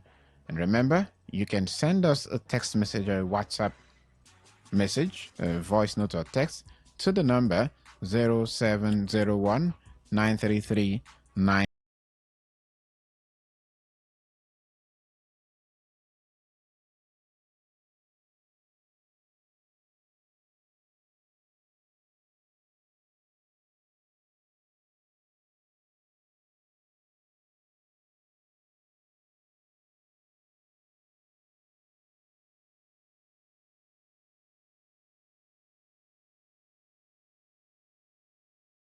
Hello, good evening. Good evening, Ade. Good evening to you. How are you? I'm fine, Ade. What's your name? I'm Banwaloma calling from Banogwe. Oh, Ndauga. You're welcome. Banogwe in Thai local government. Okay. The problem we're having in Banogwe, actually we're having a Nepal light sometime. Okay. But because of one thing or the other, this thing have been destroyed off. So there's no more light as far as local government is concerned. Other community has light. How long? This is almost going to 10 years today. You mean 10 years? Yes. Well, 10 years today. Hold on. Confirm it. Hold on. 10 years or days? 10 years. Ha. I want you to. We have other, and there are other investment owned by state and federal government. Please, do me a favor. You mentioned Banwe Tai. Can you spell that for me? I've got him. Okay. BAN. Okay. -0 Okay. Ban Ogoi Tai. Okay. GOI. We are close to our farm. Okay. And close in between our farm and no one. Okay. We have other Saipenis there and other investment. Songa farm, we are equally having it there. There's no light there. We are suffering. So how do you manage? Oh, well, what we do, we use our private jet in doing whatsoever, pumping water and also anything we are doing. Who's the LGA chairman there? That should be. Reverend Mbakone. Okay. Mbakone. Ikwe. Okay. But it's a big problem we're having. We have been complaining of this. A state government to local government should come to our aid. At least the worst of all is that pain is there. Every day you see combo of vehicles going to different companies within that location, but they cannot consider us related to just see AFAM power station. How many people will it take there to connect NEPA from AFAM power station to Baogwe there? You find it difficult. Okay. Thank you. So thank you, Shivali. Thank you for sharing. Just hold on a little. Okay. Let's go on to the next caller. Today 95.1 FM. Good evening. Hello, good evening, Ade. Good evening. You're welcome. Yes, thank you. I'm Lagos calling from Ogali, LMA. Lagos, you're Goni, right? Or Yeah. Okay. Lauga. Karamwe. Is that how to say it? Okay, great. Do. Great. Adele? Yes, we are having a little challenge in LMA. Through staying in Ogali to be precise. But throughout this year, we've not gotten NEPA light in Ogali. Hello? Yes, please, we can hear you. I said we've not gotten NEPA light in Ogali, LMA, yes. We're taking note of that. And that is the headquarters of the local government. I don't know who are we going to complain to. Is it the governor or the chairman? So please, let it be known to them that we've not got Who's your chairman again? Was it the one who was embattled? Obarale Mati? I'm trying to remember that name. Who's your chairman? LG chairman. I don't really know. Is it Olomata? I don't just know, but one of them. Okay. One of these. So please. How long has the power outage been? Try this year. We've not got try this. That's exactly a year. Let's annotate that. Okay. Not cutting light in Ogali. And there's flood everywhere. There's nowhere we used to fly bike for 50 to 400, and now they're charging us 700 to 800 naira. So the life in Ogali is very difficult for people staying around here. So we are pleading on the government to come, please, and help us. Okay. Thank you. Good. Use the medium to amplify the same. Welcome to Eyewitness Report on Today 95.1 FM. Good evening. Good evening. This is Chief Solomon. Chief Solomon, you're welcome. Thank you. My Eyewitness Report is 2. This bike they ban, local government chairman ban at the ports and Obiakwa generally, yeah. Hello? Yes, please, we can hear you. In Obiakwa. Yes, in Obiakwa, yes. It's not really good because it's affected. That bike, at times when I drop at the car wash, I will take bike. It used to be smarter. There are some areas which keke will not apply, but bike we apply there. So, and these boys now, instead of creating job, they are depriving them the job. They will be thinking what to do. You see, and before you know it, they'll be thinking how to kidnap. And when they kidnap, they say pay 300 million. And you now will now begin to price 100 million. Can you imagine that? See? So instead of denying people their job, you have to make a regulation, regulate them, teach them safety. Let there be a unit on how to lecture them on safety on the road safety, maybe weekly or monthly. Okay. How they should be driving on the road. Caution them instead of banning them, because when they ban them, so many of them driving that bike, they are not happy. Most of them are graduate, don't have handwork, no job. So when you begin to ban that, now I was coming back and I decided to do bike every hour. So there are some streets, no bike to access it. I understand. So let's think of regulating them instead of banning them. Okay. So that is it. Okay. And I can remember some time ago, is it 16th of May? 16th of May this year. Oganuha poor people will head meeting with bike and Hausa Fulani people at Akpo Palace. You said, So were you our involved in the conclusion meeting? that very time was they will be using reflective Were jacket. you a member of the committee that sat for that meeting? Yes, I'm a member of the committee. Okay. So what did the resolution prove? The resolution was that we agreed that they will be using reflective jackets and the safety on how they should be driving on safety with caution. Then the scavengers should be on a regulation also. So that was how it was supposed to be before the local government chairman now decided to ban them. So I believe regulating them is better than banning them. Okay. So it's not good to affect people and society so much. That is one. Number two, my community Obogoro here, we don't have a community hall, and the ring road has taken away our community hall. The ring road. So I'm inviting River State government. They should come and replace it and give us a good town hall. So, and the flood issue, since we have been crying for it up to now, I believe they are working, but they should put more effort and make sure that they conclude the job. All right. You see, so that big gutter, there is a particular gutter in my community, Obogoro, opposite that Catholic church there.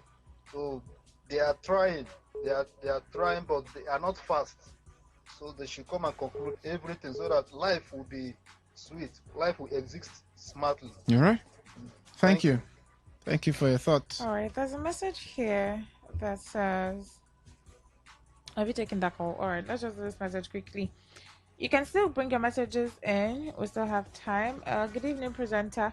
My name is George O. George from Rumewo, Odegu community in the Mohadoko government area. For over 15 years now, our community has been in total darkness. No electricity. We're calling on Honorable Chidi Lloyd to fulfill his promises and help us restore power in Ovogo, Odegu. Enough of lip service. The people are suffering. We need light in Ovogo, Odegu now. 15 years. I'm trying to. I don't want to think he's exaggerating, but I mean, sometimes if you go into these communities, you find some out of that them are already used to not having electricity. So yeah, it could be that long. If we had the time and luxury to maybe do a follow up on Iguruta.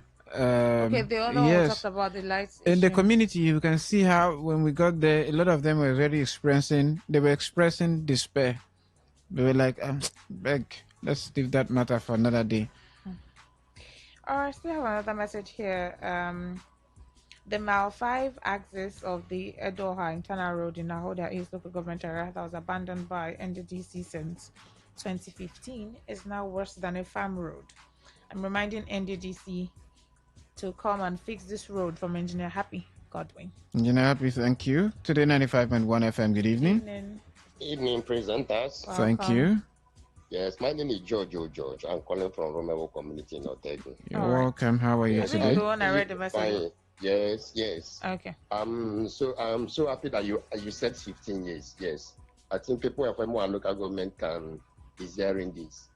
Ovogo community is close to Rumuji community when you get to Rumuji. And that community has been in total darkness for over 15 years now.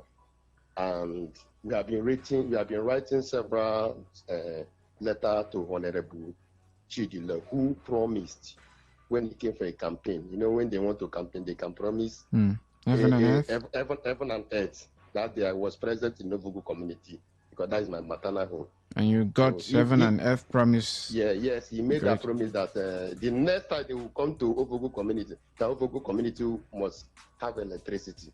We waited for him for how many years? He paid lip service. Even when we went to him, he was telling us that the Ovogo community, Ovogo light is not on the budget. That this budget now, that they will pass Ovogo light will be in the budget. Now, they have already passed budget for over many months as I'm talking to you now. Nothing has been happening. And this community is close to Rumuji. Rumuji have electricity. Rumewo have electricity. It's just Ovogo to have just electricity. I think that cost, when I met the Royalness, which happened to be my uncle in Ovogo there, he told me that that a whole community, that even the children itself was telling them, like, why can't they contribute money for them to bring electricity back? So are they still waiting for him to restore electricity? I say, how? So we are calling on state government and the NDDC. Since Chidiloi doesn't want to restore that electricity, with this modern age now, you can see that if you don't have electricity, just see how that community will look like. And we are not even talking about the road. The road Amechi did, Amechi wanted to do that road for them. Amechi did that road over to 30% of it. Yes, we can refuse to do it. So NDDC can engage the community for them to restore electricity to Ovogo community. Okay. That is my stake there. Thank you. Thank you, George. Judge. Appreciate you for calling to also, back up the earlier text message you had pushed in. Do not forget, it's still Eyewitness Report segment on Today 95.1 FM. We're taking those reports and also marking them according to how we can begin to do some form of investigation into them. I'm telling you, it's a bucket list to handle. Hello, good evening. Good evening, my brother in the radio. Good evening. Welcome. Yes, my name is Chigozi from Odoho Bakri Clan. Gozi, you're welcome. My eyewitness concerning my community. In Odoho Bakri, we have where we call Ukroma Odoha Obakri. My brother, if he sight from that water side, if he stand on that water side, sight across, he will be seen in offer room alumini as is in the local government. Okay. We are a community called Tompia in Degema local government. One of the community in Degema local government dropped their people going to Port Harcourt. So I'm begging on the whole aspirants of any political party of River State that will contest 2022 talent and Today 95.1 FM Port Harcourt, voice of the people. It all begins with breaking news. Now make no mistake, this is a difficult mission, and it will remain difficult for some time. Then it keeps trending. Events, issues, personalities, all struggling to gain attention. But in the race for deadlines, the intrigues, power play on the currents are often missed or underreported. Insecurity here is basically a product of poverty. But not anymore. As the platform on radio steps in to fill the missing links on events, issues, and personalities in the news. We are not afraid of anybody. Yeah! The platform on radio serves only the hottest topics and trending issues. Only on Today 95.1 FM. 95.1 FM. Port Harcourt. Weekdays, 4 p.m. Get on the platform on radio and be served.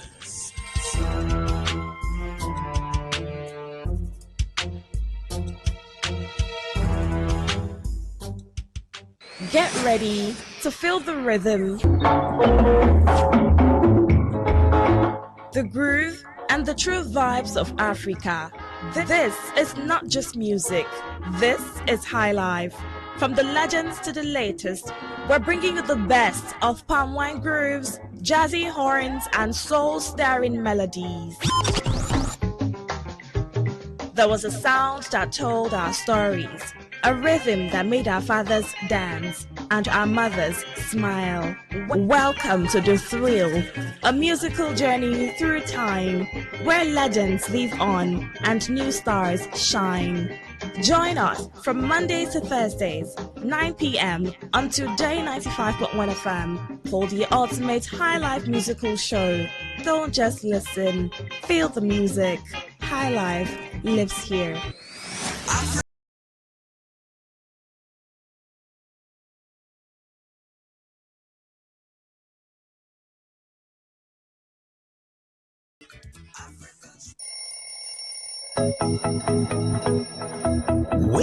Wake up to today's quest, where breakfast on the radio is full course. We start with some motivation to ignite the spark in you for a great day. then a full interactive sports show on Sport Attack 6:30 a.m. Unbeatable and concise news reports on the world news at 7 a.m. and our newspaper review segment now 7:30 a.m. Oh yes, 7:30 a.m. The scoops and the commentaries from my esteemed panelists. Today's quest, 6 a.m. to 11 a.m. on Today 95.1 FM, Port Harcourt. Miss it, you miss out.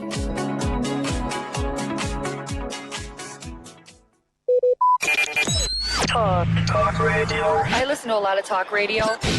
95.1 FM.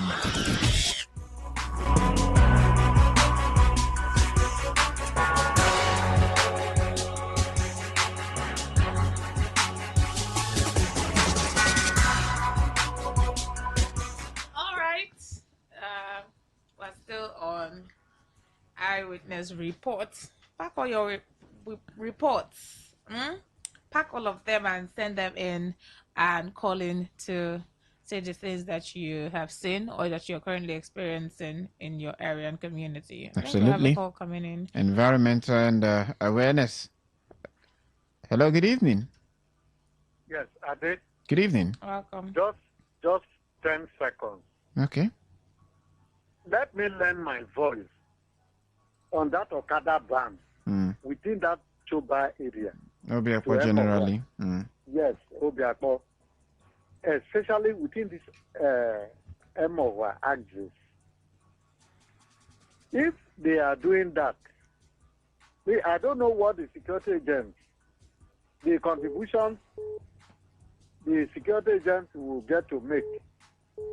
Because this ban, the security agents should brace themselves up for the bigger challenges that is coming. They should be ready within that east-west road. They will come back.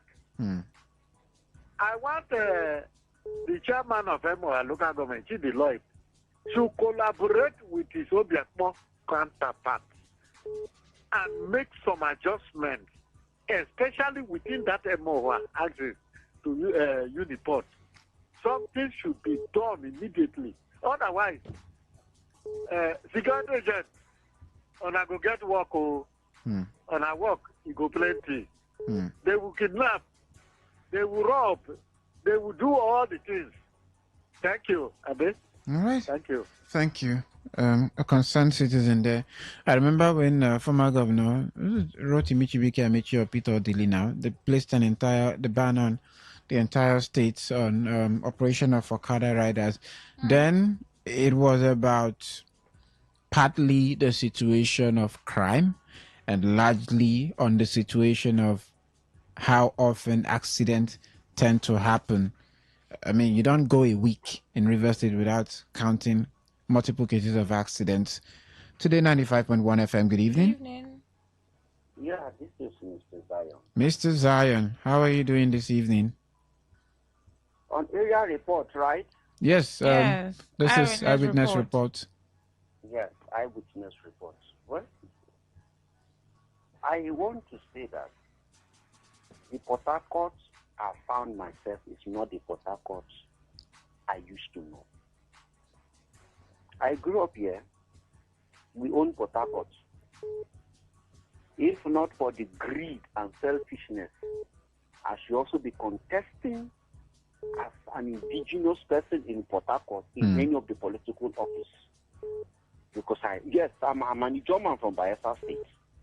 We grew up. See, there was one of this issue that happened at Air Force Road. This one chance that happened at Air Force Road. The one that happened a day ago? Yes. Okay. Yes. I was there, repairing my car there, when it all happened. You see, my concern is this. The way Port Harcourt is porous, it is a shame to all of us that are claiming Port Harcourt boys. With our billions and millions, concubines and whatever, widows we are sleeping with. These crime rates that have increased, check very well. These guys are not Port Harcourt people. They are not reverse people. They came from somewhere else. And I'm saying it with my full chest. They came from Abia State. Abia State is chasing away criminals. Where are they coming to? Port Harcourt. A city like a state that's like no man's environment. What do you think will happen? Chaos. Chaos. Criminals will take away everywhere. Take this. See, this is a broad day. I was there. I'm not telling you them say a year. I was there. Sir, it's a clarion call to river sons and daughters living in Port Harcourt. This is not a government matter now. If we don't come together and set up a local security system for Port Harcourt, what I mean is Port Harcourt vigilante, not Obiako. Port Harcourt. Let this vigilante and security be operating 24 hours to chase away these guys. It's going to affect us.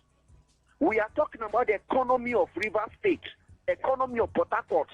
Nightlife is one of them. There are some areas you can't go through in the night. You can't even pass through in the night. Even the GRA, these guys will soon get to GRA. Your cars are at risk. Your tires are at risk. Your batteries are at risk. You enjoy it for club, they go come out your battery. Forget about these guys who normally give them tips. So, boy, watch my car. Make I go enjoy a club. They give them 1,000, 2,000. When those guys finally realize that GRA business day, we all will be in trouble. So it's a clarion call to the governor of the state, to the mayor of Port Harcourt, Obiakpo, and all the big boys in Port Harcourt.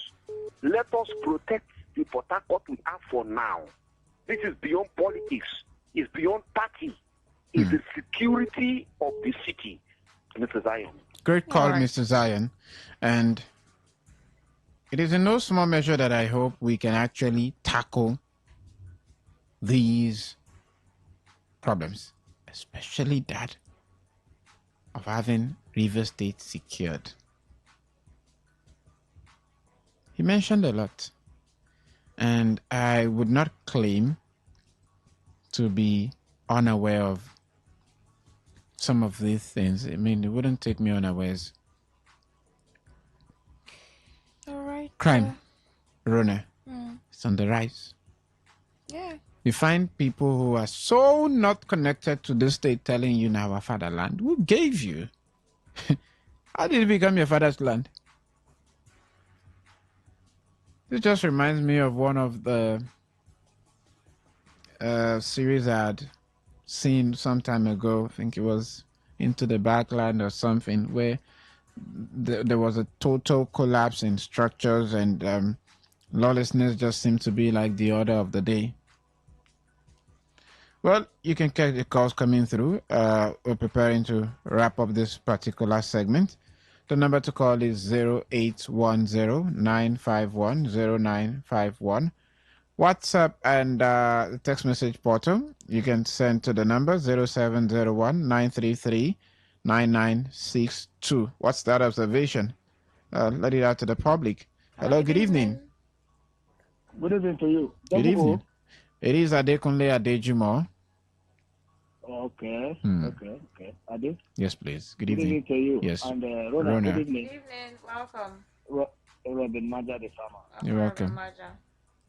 We'll see. We'll continue to talk. And please go on. We'll continue to talk. You had the last caller, Zion. You had him very clearly. Hello? Yes, Ade? please. We can hear you. Just go on with your narrative. Okay, good and fine. You had Zion. He was explicit in his own analysis. Well, the aspect I would say it will be difficult for big boys to come together. Under which umbrella? Every area in Port Harcourt is controlled by a divisional police officer. There's a division in almost every area. Big areas that have this issue. What is the role of Nigerian police? What is their duty?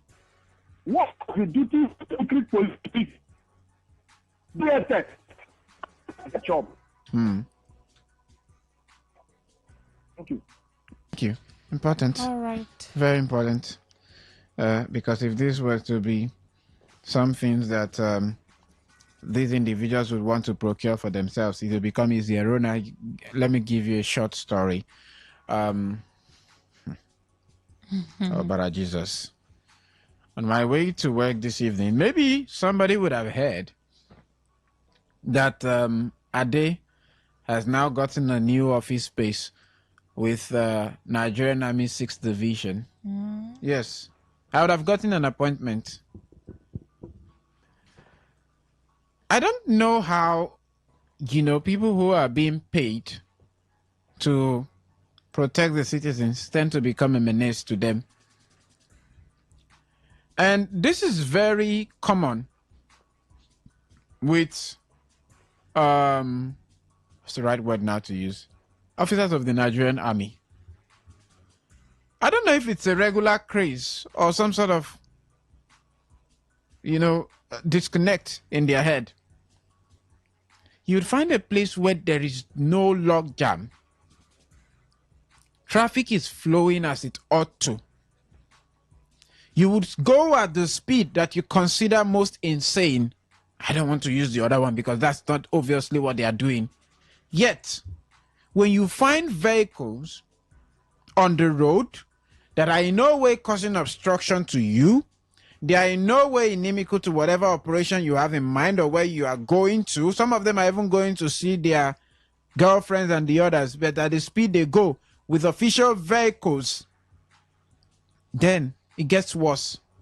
They'll stretch out a pipe and they hit innocent commuters and their vehicle on the road. Annoying. So today, at that Rumosi flyover, I was just, seeing a friend, and I decided to make a stop there, and it happened right in front of my eyes. I did not know when the impulse from within screamed, "What's in the worry you now?" I was expecting that these boys would come down and say, want to bundle you? Oh, no problem, you'd have bundled problems. Same situation around the Liozu. They do it in Joba a lot. An accident scene had just occurred, and people were trying to maneuver. These guys came, I think one of them was a cadet or something, and the next thing they unleashed on the driver. I said, "What is wrong with you?" He said, "Who are you?"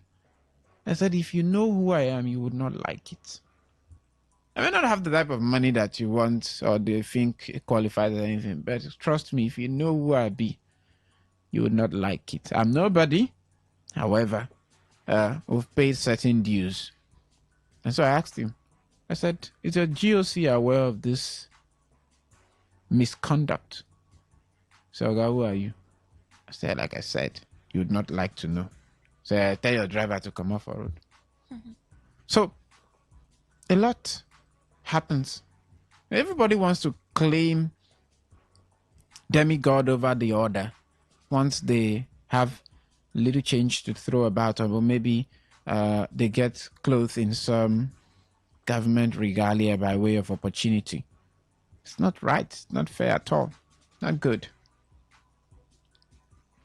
It is still Eyewitness Report segment on Today 95.1 FM. Get your calls coming through using the number 0810-951-0951. For WhatsApp and text message, it is 0701-933-9962.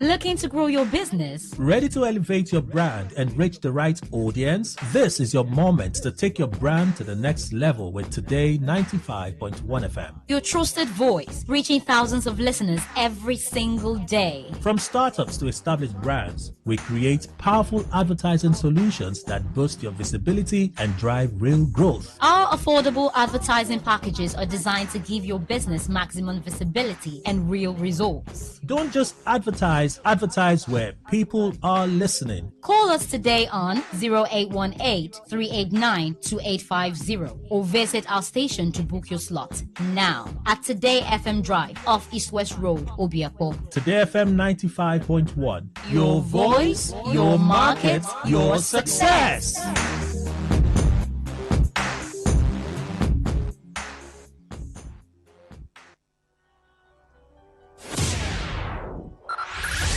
Five, four, three, two, one.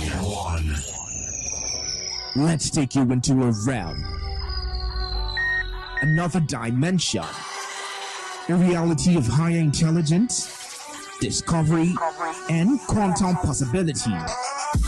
Tune in every Monday, 1 p.m. to 2 p.m. on this station and be part of this journey as we address issues that relate to you and your tech life. It is Today's Tech Show on your premium talk, news, and sports station. Today, 95.1 FM. Get ready to feel the rhythm,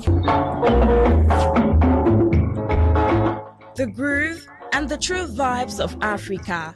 This is not just music. This is high life. From the legends to the latest, we're bringing you the best of palm wine grooves, jazzy horns, and soul-stirring melodies. There was a sound that told our stories, a rhythm that made our fathers dance and our mothers smile. Welcome to The Thrill, a musical journey through time where legends live on and new stars shine.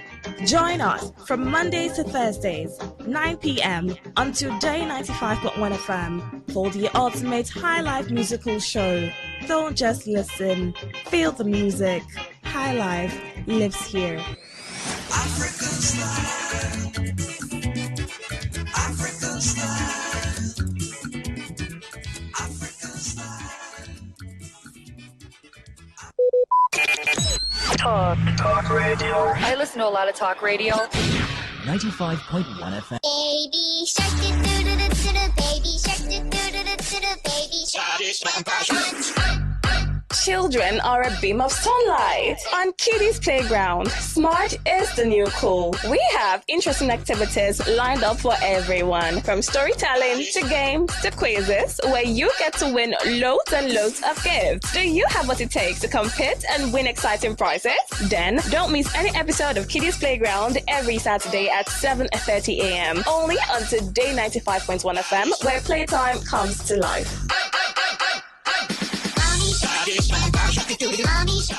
Okay, all right. All you need to know about this one is that 95.1 FM? Such a unique style.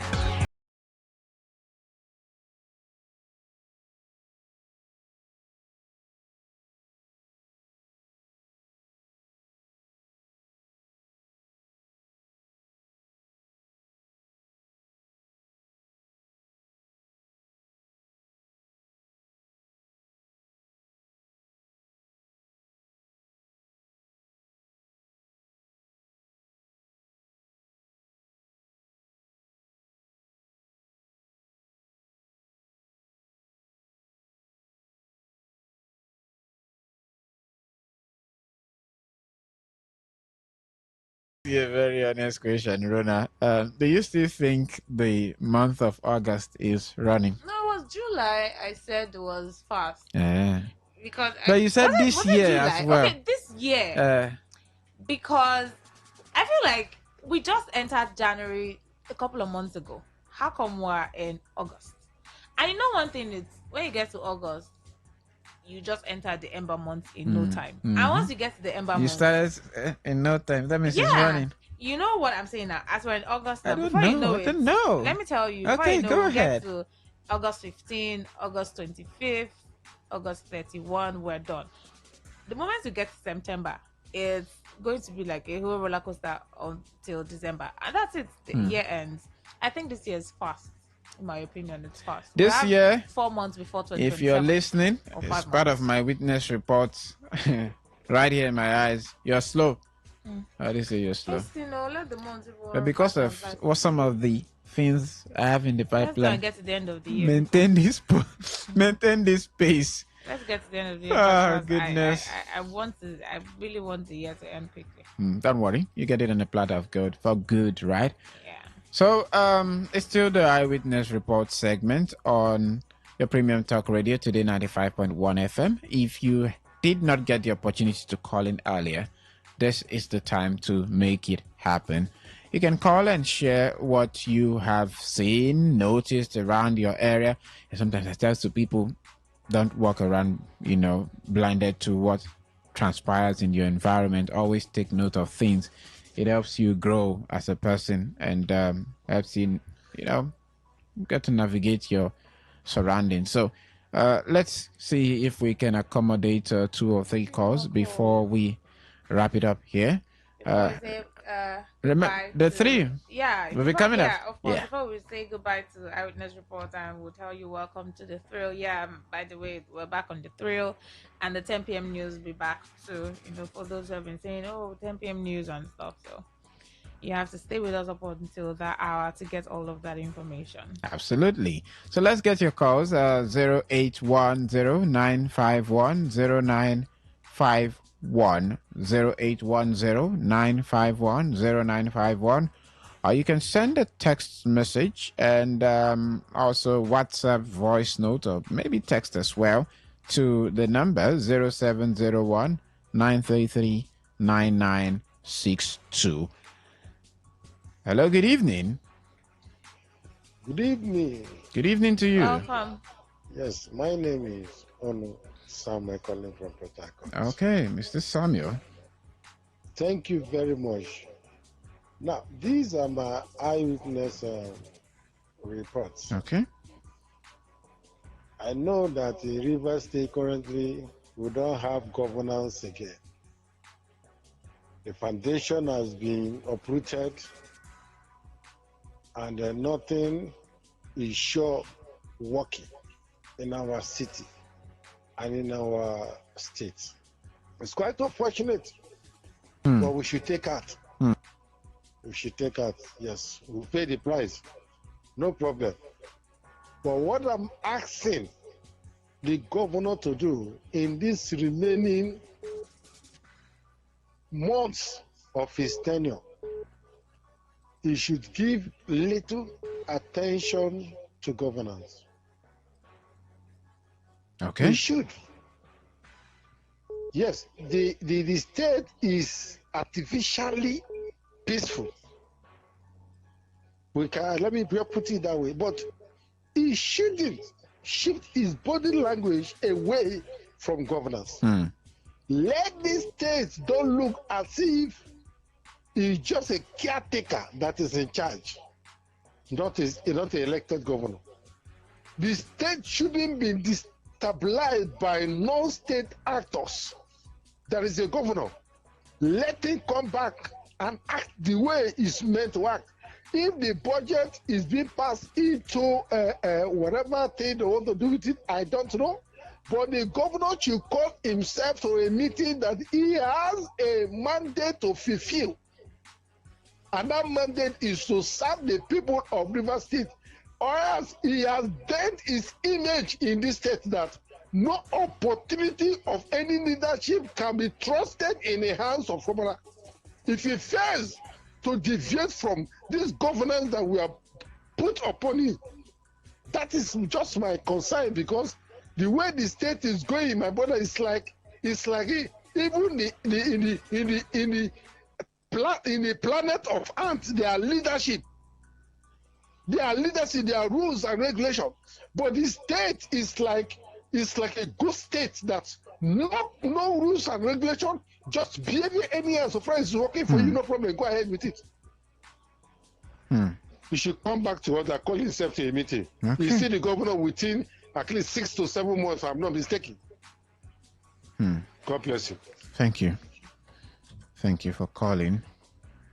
Wow. Somebody said one of the difficult variables to control is that of humans. Okay. We've taken. I appreciate all of your calls. Yes, we do appreciate your messages and sharing your reports. We'll do this again tomorrow. Be back on here to talk about, your reports and, just thank you for staying with us up until this hour. We appreciate you. This will comes up by 9 p.m. and the world news at 10. Keep Stay listening with us. to Today 95.1 FM.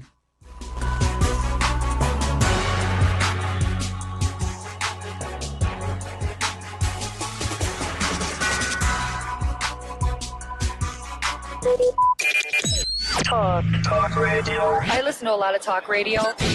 95.1 FM.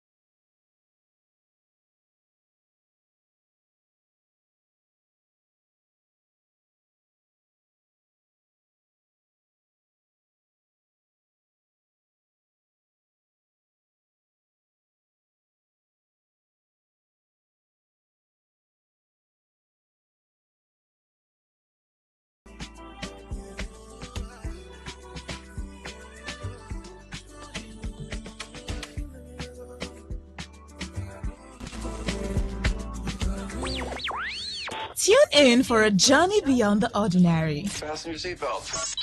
We are not just a station, we are the station. Today, 95.1 FM, the voice of the people. Get ready to feel the rhythm,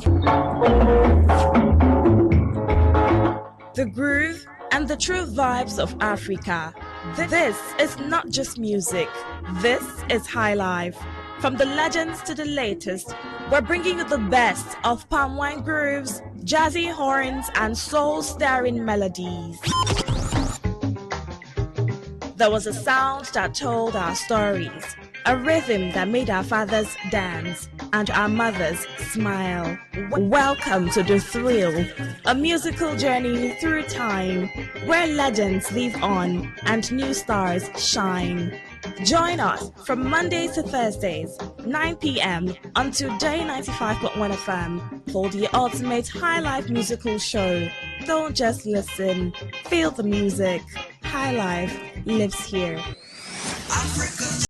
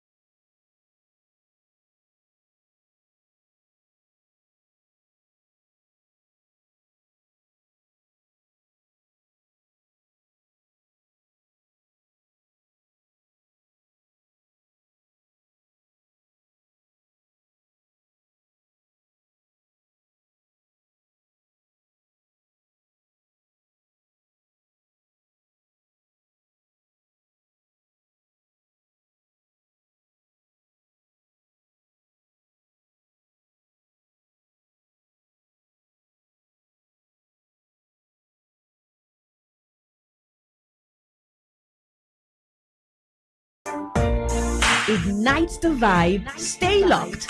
Today 95.1 FM. Radio on the go.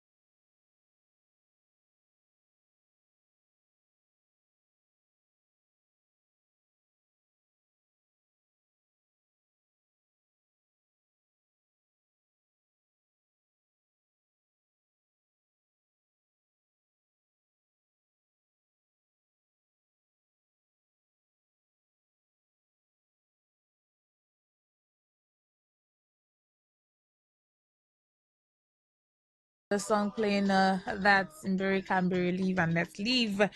Yes, thrilling stories, thrilling conversation is back on here on the Thrill on Today 95.1 FM. If you've missed the Thrill, you would miss it no more because it's on here on your dial to 95.1 FM, and we'll be having conversations, as the day progresses, My name is Rona Agbara Adekunle Adejumo in the studio too.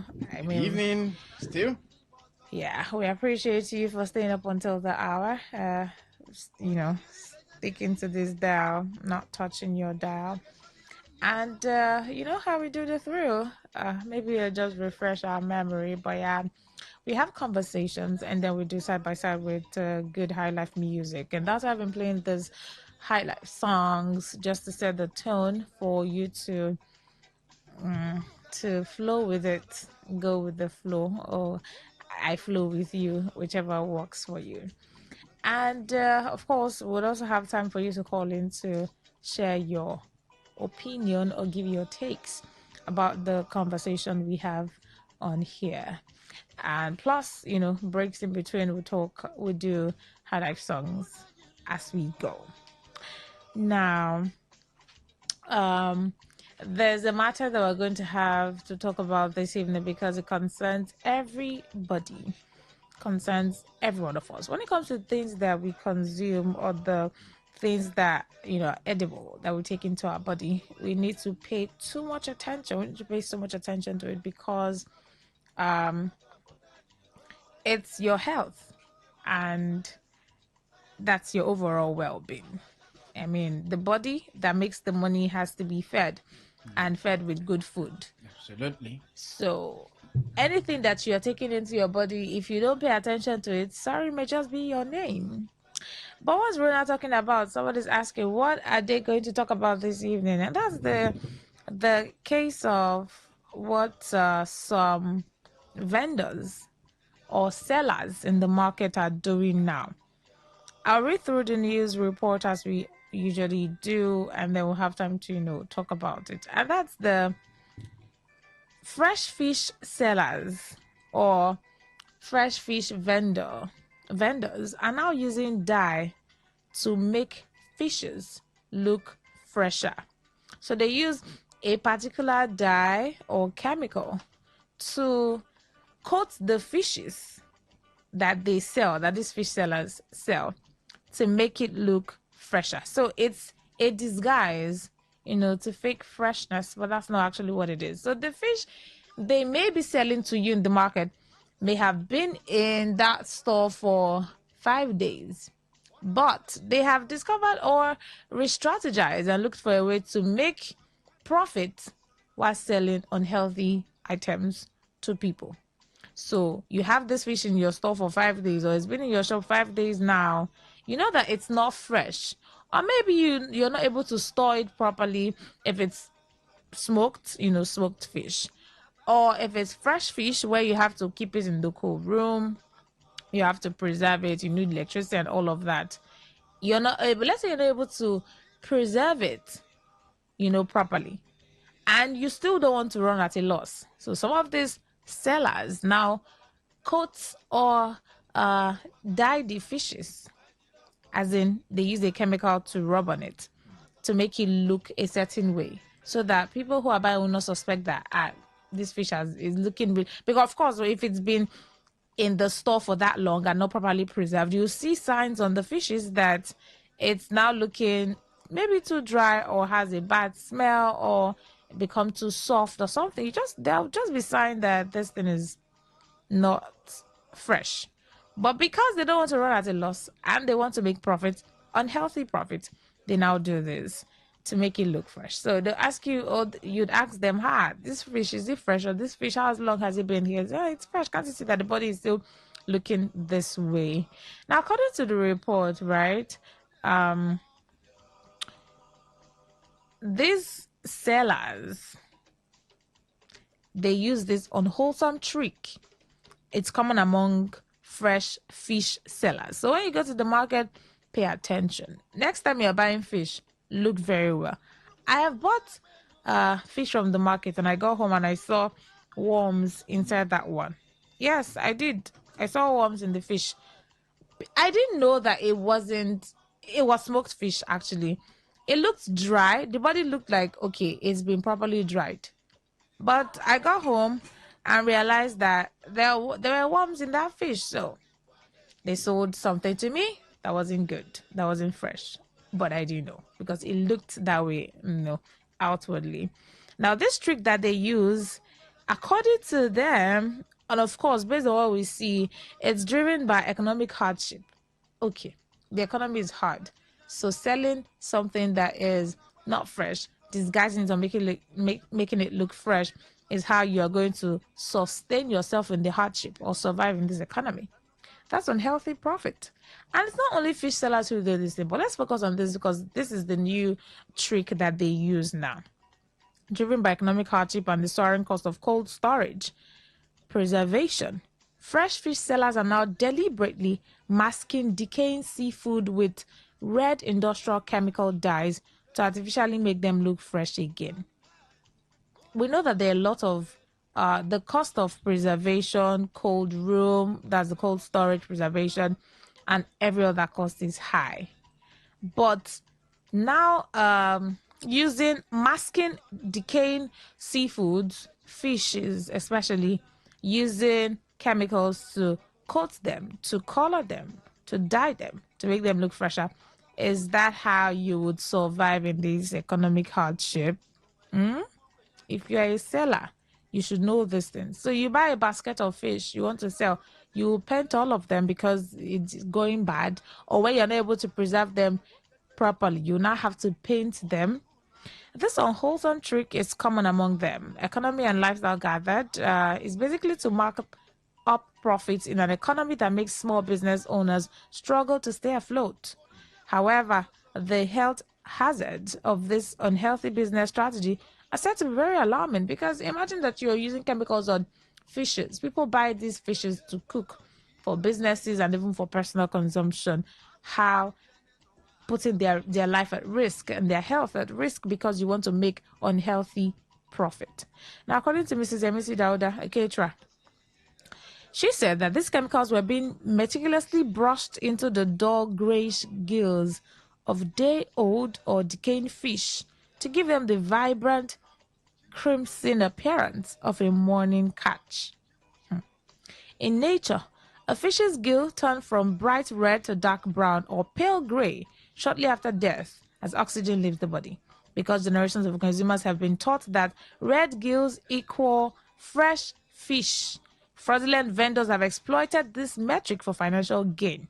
What are we witnessing is not just economic fraud, we're witnessing a calculated threat to human life, according to Dr. Hassan, who's a health practitioner. Because imagine that you're using chemicals to preserve the things that you sell, something as fresh as fish. How do you intend to continuously do that, you are putting the consumers at risk. So it's not just economic fraud only, it's also a threat to human life. These sellers are prioritizing profits over safety. So the money you would make is more important than the quality of what you sell to people. So it's how much will I make at the end of this basket at the end of the day, not how what's the quality of what I'm selling for the amount I sell. It's not like the fishes are cheap. Fishes are not cheap. You want to buy this one, you put your hand there, they will tell you price, you remove your hand, put your hand somewhere again, they tell you price. You say, no. Eventually, when you decide to settle for an amount that seems fair to you, you now still buy the one that is not good or that is decaying but has been coated with dye and color. Going forward in the report, consuming fish tainted with these chemicals can lead to acute gastrointestinal destruction, severe food poisoning, and potentially permanent kidney and liver damage. Because some people are not even careful enough to know the difference. Some people may not know. I am sure that for them to do this, they've been doing it and they're making profit off it. So they paint it with the color and it looks like a fresh fish or looks fresh. And so people consume these things and they'll start having different stomach issues and they cannot trace it to is what I bought from the market. You know, fish is very a highly perishable commodity. And once it begins to deteriorate, to make it look fresh does not actually do one thing. It doesn't restore the quality at all. It doesn't. It even makes it worse. From what some of these sellers are doing right now, and to the very great extent that such application of dye is not even authorized, it's only a matter of what you can call food fraud. Exactly. Because you're making people get deprived of their money. Rona, there was a time when into the state, people were using tanks meant for petrol to import vegetable oil. And that landed me in the hospital. Wow. For months, spent hundreds of thousands. Recovery was scarcely returning. And to date, I still, sometimes I get that reminiscing. Yeah. So, the consumer may not actually have an idea of what they are buying. Because to them is, I want to buy fish. Some of them are never, they can't really tell the difference between this thing looks like it's painted because I'm sure that it looks like the real thing. That's why it can be sold and people would not suspect. If not that, some caterers and some people who spoke have said that this is the new trick that they use. I am aware that, food fraud actually is not something that is peculiar to Nigeria alone. You have other people who are doing it. It's just the scale and pattern that different. Ginger, as we speak, has a substituted species. Some ginger roots that you buy, they are the real roots of evil. To that extent, it means it's not even close to original. So these days, if I want to buy that, specifically ask for, please give me ginger, not the root of evil. So substitution of such things is also a food fraud. Yes. Species of fishes can be substituted. And you have, of course, the one we're dealing with right now is unauthorized substance application of the same. Do you know, at one point, this thing called this ice fish, they would usually label it wrong.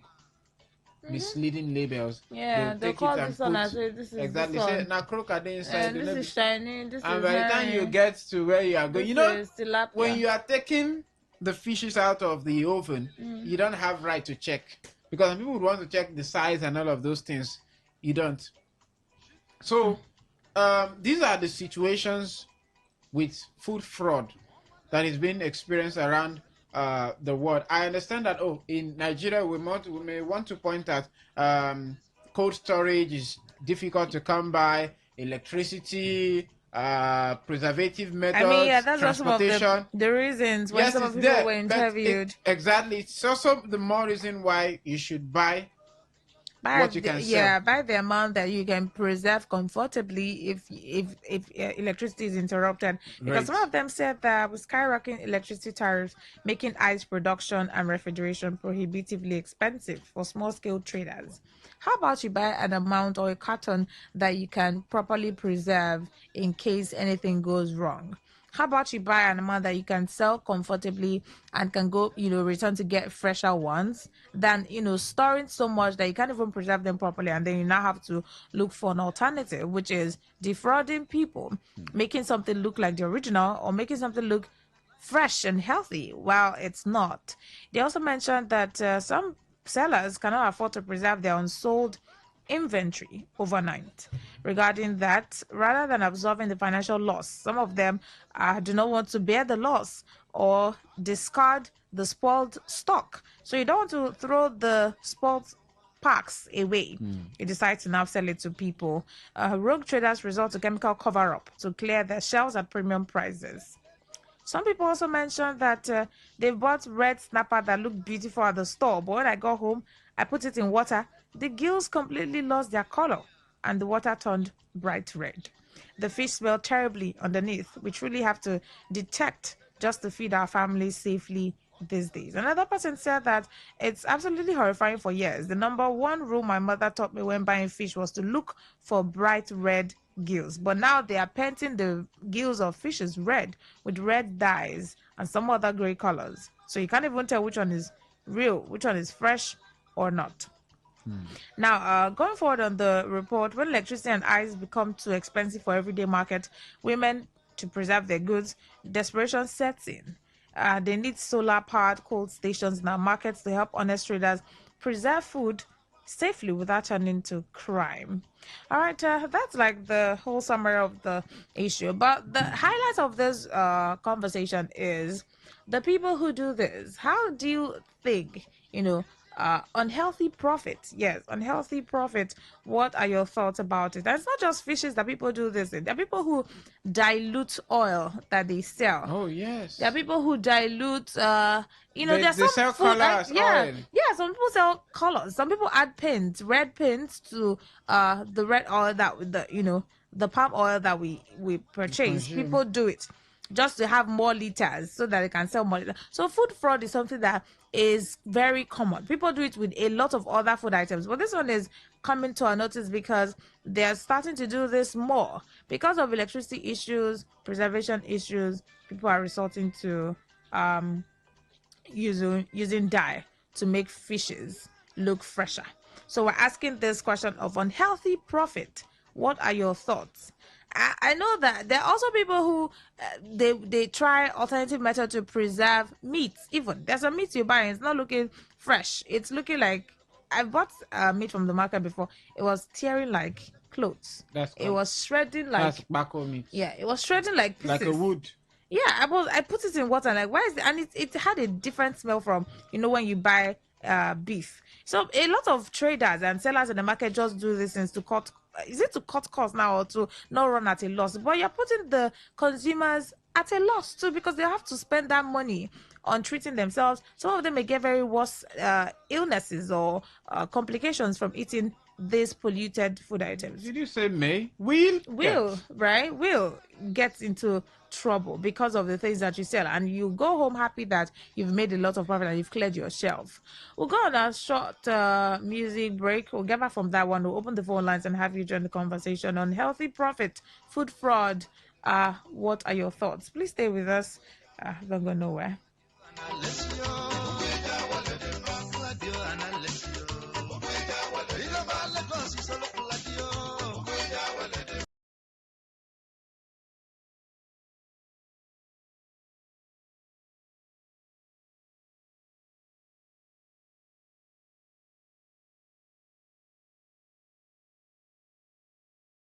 Live from the Garden City of Port Harcourt, Nigeria.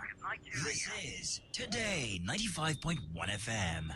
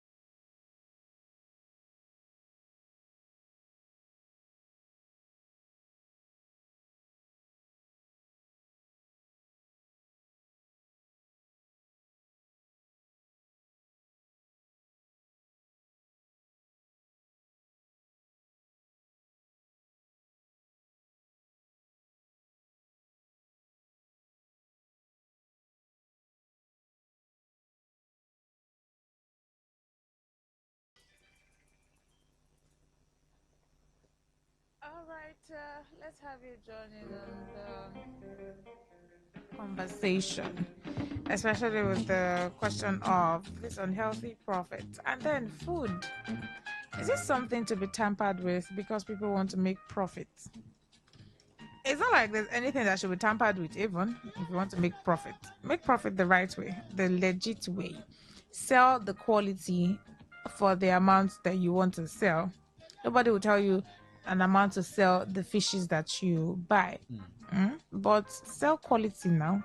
There's this guy, Okulora, his name, from the southeast. And every time he usually posts people with health problems and people that need help. And one of those days, I had to pay a close attention to check most of what he had posted about. And when you look at it, you find very strange ailments. But because of the type of belief we have, people would then say, "Oh, it's their village juju, it's this and that." But people always it's as a result of what they consumed. Yeah. Fake always products. fast to call spiritual things for. Fake products that are littered across the market. So look alike. Exactly. These things are just, the greater part of the problems. So let's have you join in the conversation. I'm sure that once or twice or some type of way you may have experienced this whole this is not the real thing, but it looks like it. If you are observant enough, you may have experienced it. If you're not, you may have heard, cases of it. But there are people who specialize in doing this thing for their gains.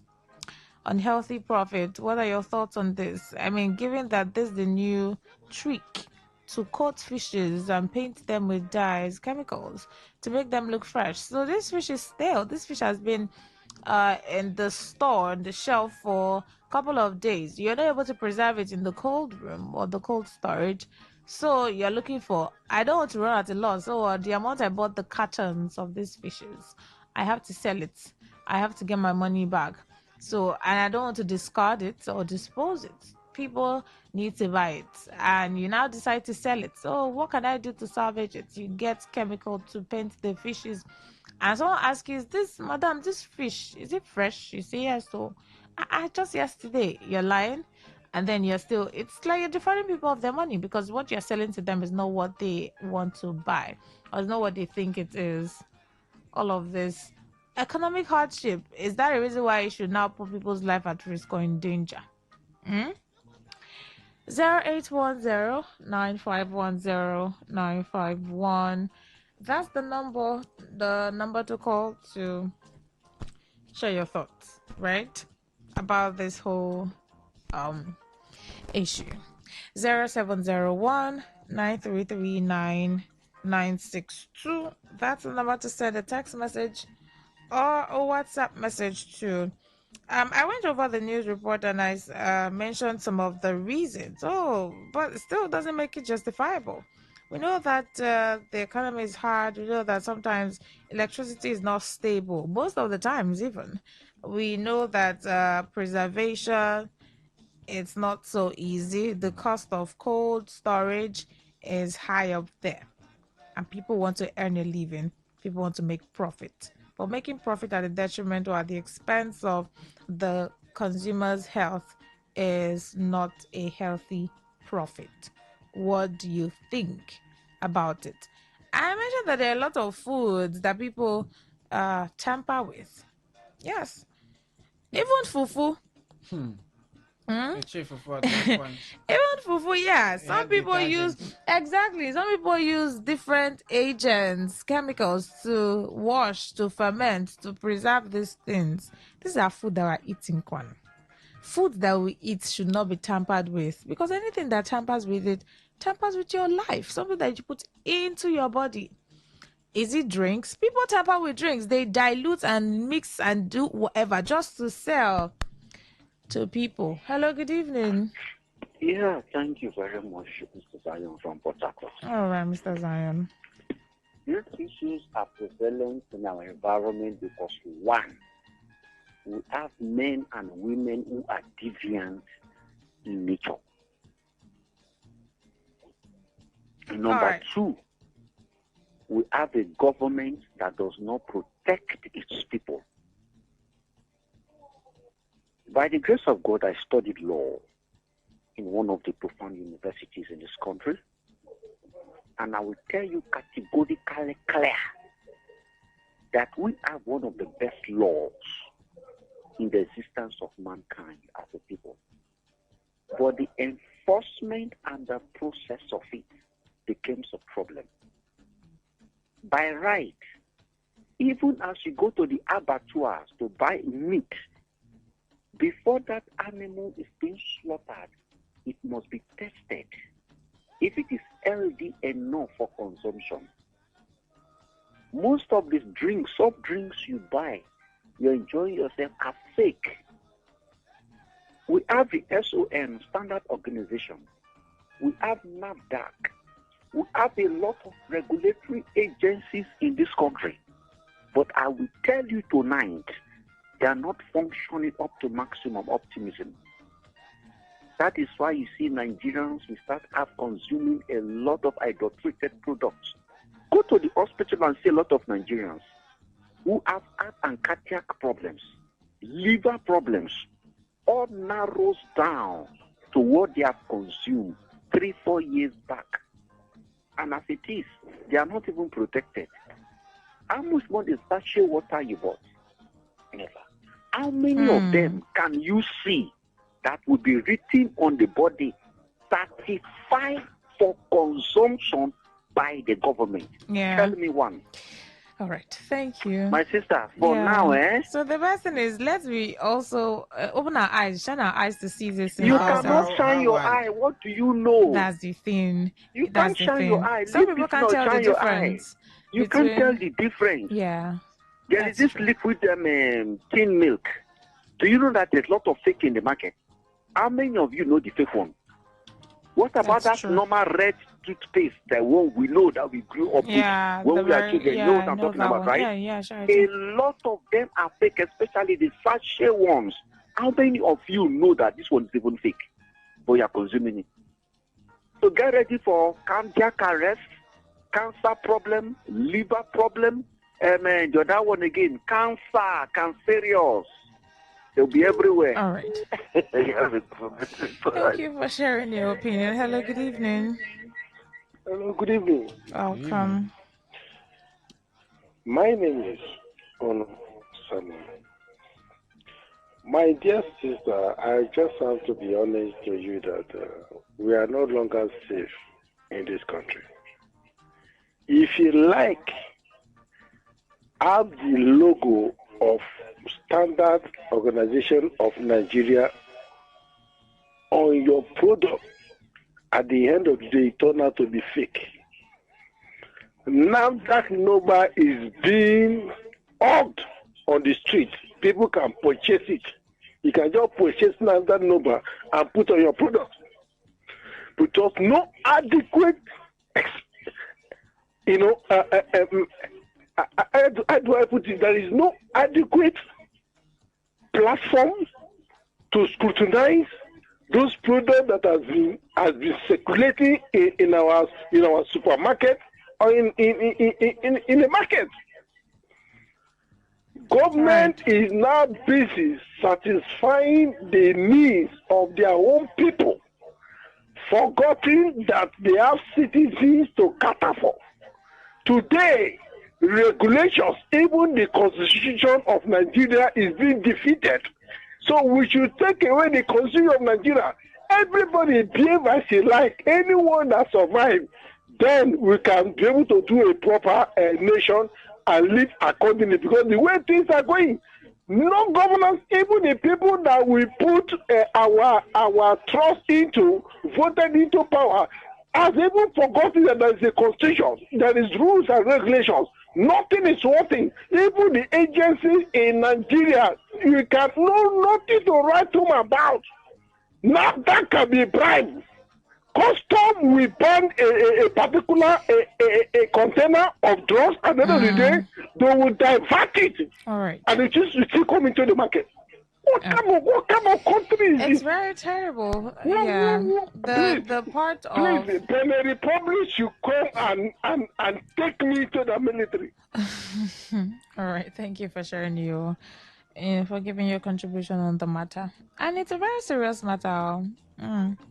Yeah, the government part is important. How about we, the sellers?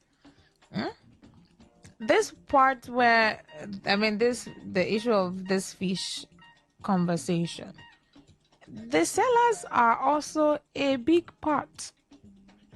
Yes, they're the ones who purchase the dyes that they use to disguise or make the fishes look fresh, because they don't want to discard the bad ones. They don't want to run at a loss. They want to still make the same profits they would have made if the fishes were still fresh. So it's also a thing that we need to look at with ourselves. These sellers don't care what they sell to consumers. Their major concern is profit, sales. How much can I get from it? How can I still make money off the spoilage? You know that this thing is bad, though, but you'd still put it out there on the shelves. You'd still arrange it to sell. And consumer ask you, is this fish fresh? Madam, this fish. You say, yesterday. It's fresh. Oh, it's fresh. I preserved it. You lie to them, still sell it the same amount, because you know that saying the truth would make you lose. And you keep doing that thinking you're being smart, or street smart, or street wise. 0810-9510-951. That's the number to call to contribute meaningfully to the conversation. Unhealthy profit. What are your thoughts? Have you even bought bread before? They tell you this bread is today bread. This bread is today bread is what they'll tell you, Abby. You get home, discover that they're muko. Green, is it algae they call that thing? You see that some part of the bread has colors that looks stale. But they tell you this bread is fresh bread. Or maybe they've not discovered a chemical that they can use to coat bread or to paint it or rub on it to make it look a certain way. But fishes, they now use this unwholesome trick. And there are many more other food items that sellers disguise. Hello, good evening. Hello, good evening. Welcome. Yeah, my name is Friday, calling from Abonima. All right, come on, please. Yeah, Nigeria is a kind of country that everybody wants to make it. Everybody wants to make it. Nobody wants to carry last. So even if the thing is spoiled, let me say bread, they will just use one kind of butter-like or oil-like something and rub it, let it shine. Even when they have seen that thing as muko, just use and rub it, let it shine. So when you see it, it shines. I got today bread with this, so and they tell you not today bread. And before you see it, you are falling into that trap. So and there's no way you use to know that this one is not today or yesterday, because they've already packaged. Even them, they know that this thing is the spoiled. packaging, They already know, so they package it well that you will see it as though, in fact, it is not today's bread, it is tomorrow's bread. That you begin to imagine. Even women do that thing. Women in their own body, when they package their body, you will say, "Child, this girl is a virgin." Yeah, nothing will tell me about That's besides the point now. You're diverting to something else. But yeah, I get the point that you mean. All right, so let's stick to the conversation. Maybe you're trying to make an example, but yeah, let's stick to the food conversation. Thank you. 0810-9510-951. That is the number to call to share your thoughts on this matter of unhealthy profit that sellers do. Food items like tomatoes, you cannot really disguise that one. It's very noticeable, obvious to know when tomatoes is rotten. Yeah, when tomatoes go bad, you can tell. You can see it from the smell, from the color. You see how broken it is. You can see those white patches. So there's no way they can actually disguise that one. But some people still sell those broken rotten tomatoes. They still sell it. But just that this is it and this is the price for the solid ones and these other ones. But there are a lot of other food items that these sellers deliberately disguise as fresh, whereas it's stale. Hello. Hello, good evening. Hello. Good evening. Good evening. Go on. What's your name? This our society. Our society now. Oh, you've our given society. your contribution already, right? I have to take more calls, okay? I remember your voice. You've given your contribution already. Let's take more. Hello, good evening. Hello, Rona. Welcome. Good evening. Chief Solomon. All right. We human beings, more especially we Nigerians, we don't like truth because hence he said the truth. That market, we will not sell it again. Yeah. So, and they have to make money because money answers everything. So that's why they do what they do. Yes, because don't let anybody catch you on what you are doing. But any day they will catch you, and you will face the challenge, the problem. All right. Okay. So what is there? Even at times when I buy this lulu, I will ask, this lulu, is it it today fresh? own? Is it today? They may tell you, yes, today it's fresh, it's today own. Or you perceive it, or you see the color, you start seeing some kind of things on it. It's always cold. Yeah. There is no time you will see the one that is hot. Unless the one that they're just, bringing out from. Yes, which you witness. So they will still tell you that it's fresh, it's today old. Then what I wish to do, I will not believe by their word. Yeah. I will buy it. I will now put it inside kettle, pour it hot water. Yeah, boil it very well. that works. So that it's just a way to still make it look or taste better. Yes, to make it when it kill whatever germs or whatever it is that has been on it. Yeah, exactly. Then you not bring it out, because if you begin to listen by their words, I just consume it like that. You may just be eating something that you don't know. Yes. All right. So thank you. Most of the times they will tell you, say yes. There is no time they will tell they you, will say never, no. It's hardly would they ever tell you. There are hardly sellers that will tell you the truth about the number of days. If I tell you, I will not say. The number of days that something has been in the store. Thank you for will sharing. you tell? Of course, I see. If I know that I cannot store it properly, I will not buy more than I can sell. If I know that, the number of customers or people that come to my store are not so much, I'll buy an amount that I can sell off quickly. Why would I buy? Imagine I buy 2 baskets of fishes and I'm not able to sell that much. Why would I buy so much to keep? Why not buy a portion, sell it off, and go buy again? You may buy a little, and that little you buy, you may not still finish it.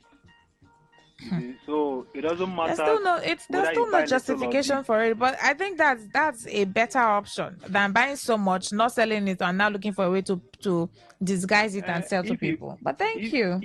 If you buy, whether you buy so much or you buy little, it depends on your business. You know how the customers usually come. Exactly. So you should know how to do it. All right. Yes. If you usually buy 100, then you now decide to buy 20. And then the thing now will not serve the customers. Isn't it better you go back to buy than to now store more than you can store and sell? If I say the word in my mind now, But anyway, maybe we'll just take one more call before we wrap it up on here. 081095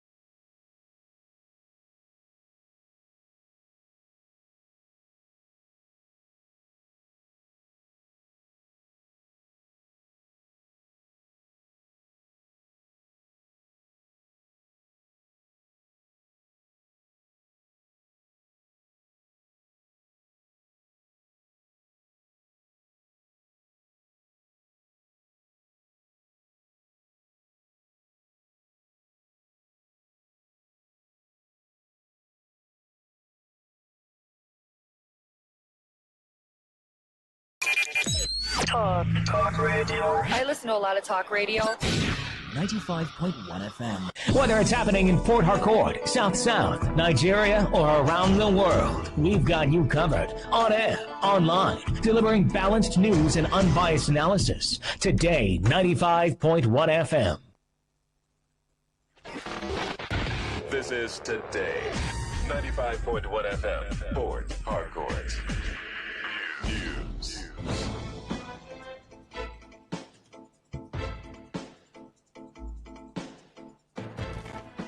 Good evening. This is the Word News on your premium talk radio. Today, 95.1 FM Port Harcourt. I am Adekunle Adejumo. And the headlines: Federal government sets up legal framework for state police implementation. Rivers State Ministry of Health moves to boost child survival and maternal health through exclusive breastfeeding. On the foreign scene, President Donald Trump accuses Iran of issuing contradictory statements on diplomatic talks. Now the details. The presidency has revealed that President Bola Tinubu is scheduled to receive the Executive National Policing Bill for review on September 3, 2026, as part of a structured work program concluding in mid-September. Chairman of the Presidential Working Group on the Reform, Femi Gbajabiamila, who made the disclosure, stated that the reform aims to establish a sustainable federal and state policing framework that protects citizens' rights while maintaining strict national standards against political misuse. Gbajabiamila emphasized that the government has launched a portal, nationalpolicingbill.com, where Nigerians can upload position papers and memoranda to shape the draft before it undergoes final executive review. He, however, noted that while the House and Senate have made legislative progress on state policing, the necessary constitutional approvals from state houses of assemblies are still pending. The federal government has launched a nationwide initiative to train 4,000 tractor operators as part of its National Agricultural Mechanization Project to boost food production and economic growth. In a statement issued, it will disclose that the initiative is being managed by the Federal Ministry of Agriculture and Food Security through the National Agricultural Development Fund in partnership with Industrial Training Fund and Outcomes International Trading Limited. According to the statement, an inaugural group of 250 trainees began a 2-week residential training course at Nasarawa State to learn the operation and upkeep of modern John Deere machinery.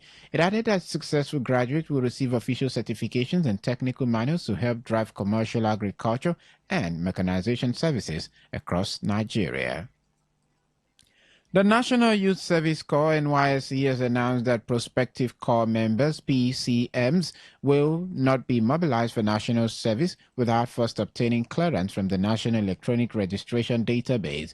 In a post made public through its official works account, the scheme emphasized the NED clearance is now strictly compulsory, warning that any failure to complete the process early will result in mobilization delays. The stricter verification directive coincided with the official rollout of the 2026 Batch B service year mobilization, during which the NYSC urged eligible graduates and institutions to finalize their documentation.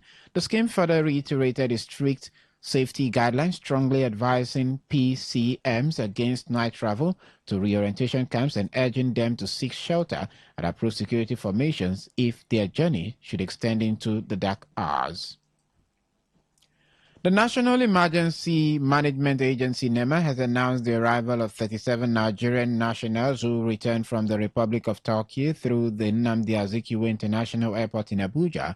In a statement, the agency disclosed that the returnees underwent strict documentation, profiling, medical screening, and received immediate humanitarian aid prior to being handed over for long-term reintegration. The statement also revealed that the head of NEMA Abuja Operations Office, FAM Zachary Abubakar, emphasized the agency's commitment to treating returning citizens with dignity and encouraged them to leverage available government support. This latest reparation follows similar government-backed initiative earlier this year, including the return of 123 Nigerians from Algeria in June and 181 from Libya in April under the Assisted Voluntary Return Program.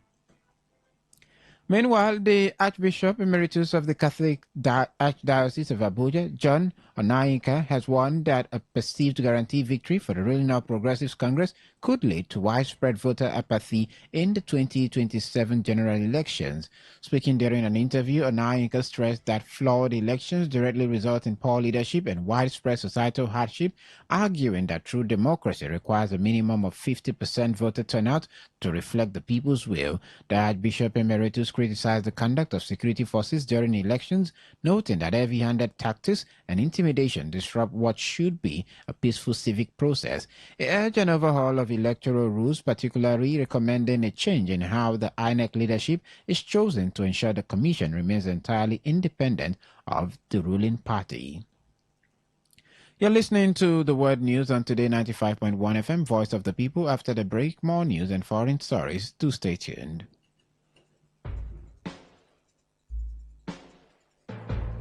Every day, every hour, when the big stories break, depend on our 24-hour news team to bring you the latest. Today, 95.1 FM. And now to the rest of the news. The leadership expert and chief executive director of the Institute for Research, Leadership and Capacity Development, Professor George Ahunaya, has described Rivers State Governor Siminalayi Fubara's decision to return to his political family and reconcile with his political godfather as both cosmetic and inevitable. Professor Ahunaya, in an interview with Today FM Olawale Sanusi, said the governor's decision was a personal one and does not necessarily reflect the position of many Rivers people who have supported him throughout the political crisis. According to him, many of the governor's supporters are unlikely to follow the same political path, insisting that Fubara's reconciliation has not been embraced by all those who stood behind him during the prolonged dispute. The leadership expert noted that when the crisis began more than 3 years ago, Governor Fubara had presented the struggle as one to protect the soul of Rivers State from what he described as an attempt by one individual, backed by federal influence, to dominate the state politically.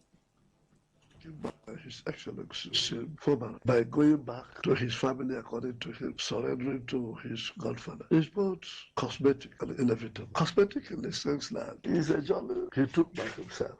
Majority of the Rivers people are standing where they are standing. And that step he took is not welcomed by all his stealing banks and followers. And that's why I say it's cosmetic. It doesn't force me, and it cannot force me to join him. No. It's inevitable because, after 3 years, this political crisis has been going on. When it started, the governor opened our eyes to know that he's fighting for the soul of the state. It's not about him.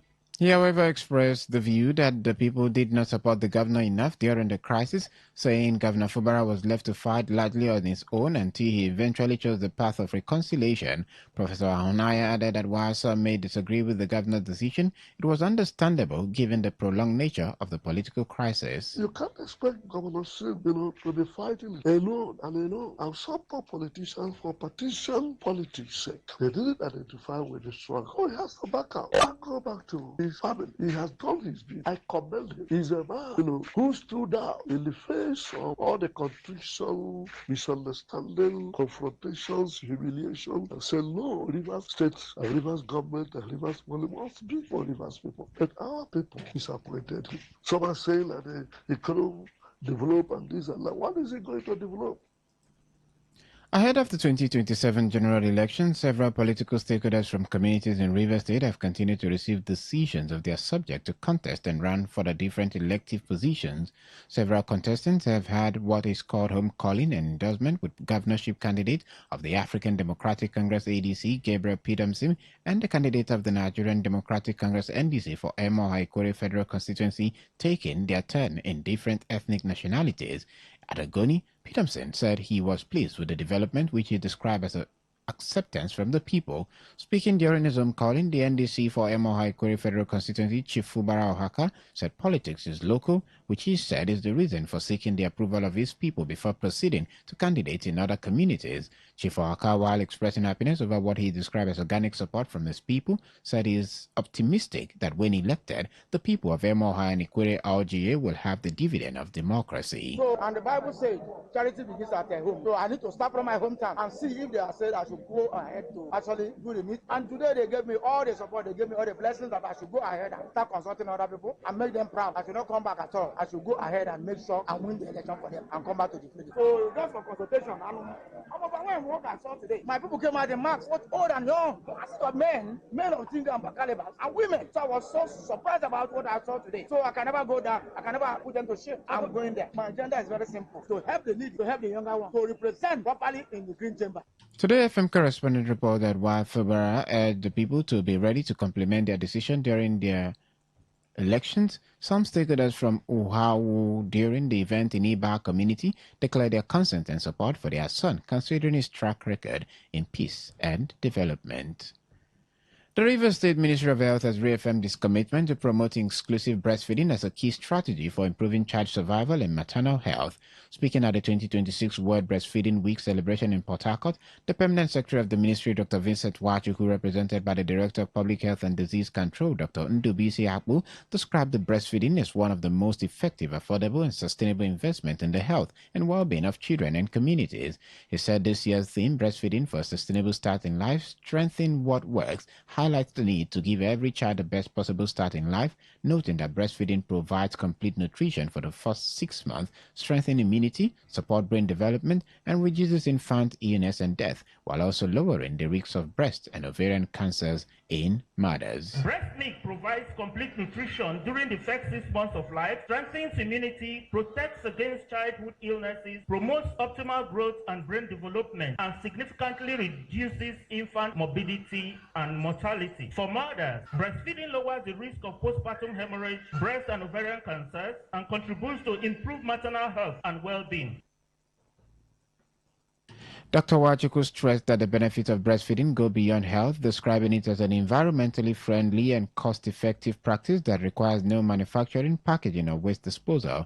He, however, noted that awareness alone is not enough and called for stronger support systems to help mothers begin breastfeeding early, practice exclusive breastfeeding for 6 months, and continue alongside appropriate complementary feeding for up to 2 years and beyond. He urged health facilities to sustain the baby-friendly hospital initiative, called on employers to provide breastfeeding-friendly workplaces with adequate maternity protection and lactation spaces, and encourage families and communities to support nursing mothers. Breastfeeding is one of the most environmentally sustainable and economically sound practices available to humanity. It requires no manufacturing, packaging, transportation, or waste disposal, making it a natural solution that supports both household economics and environmental conservation. However, while we are fully aware of these remarkable benefits, knowledge alone is insufficient. Our responsibility is to strengthen the systems that enable every mother to initiate breastfeeding early, exclusively breastfed for the first 6 months, and continue breastfeeding alongside appropriate complementary feeding for up to 2 years and beyond.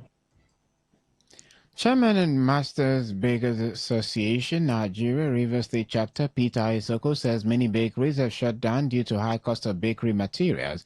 Isoko disclosed this to Today FM, Magnus Wanho, shortly after an event in Port Harcourt, where he said the development has made it impossible for survival of most bakery business operators in Rivers State. He noted that continued hike on fuel and diesel and other sources of energy has adversely affected prices of bread in the market. The State Bakery Union boss also regretted the hardship families are going through as a result of the poor economy, stressing that the body will be ready to adjust bread prices once cost of materials return to normalcy. He, however, reiterated significant role members play in meeting consumers' need and taste of the product on a daily basis. At a particular point in time, we were looking at addressing the price of bread in Rivers State here, but the fuel and diesel, because all of a sudden the power for production becomes a major problem. And if you look at it very well, since this price went up, it is not quite easy. As we speak today now, a whole lot of bakeries have shut down, but they cannot meet up with the production cost. So in that kind of situation, how would you now be talking of reducing price when the bakeries are shutting down and the cost of production is just going up and up and up and up? Inmates at the Port Harcourt Custodian Center have pleaded with the government at all levels to assist in providing electricity in the facility. The inmates described their poor welfare, specifically highlighting inadequate healthcare, substandard feeding, and lack of water that was only mitigated by donations from local churches, while urging the government to intervene and provide basic social amenities. The aggrieved inmate lamented that the lack of electricity has caused more mosquito and resulted to improved cold within the facilities.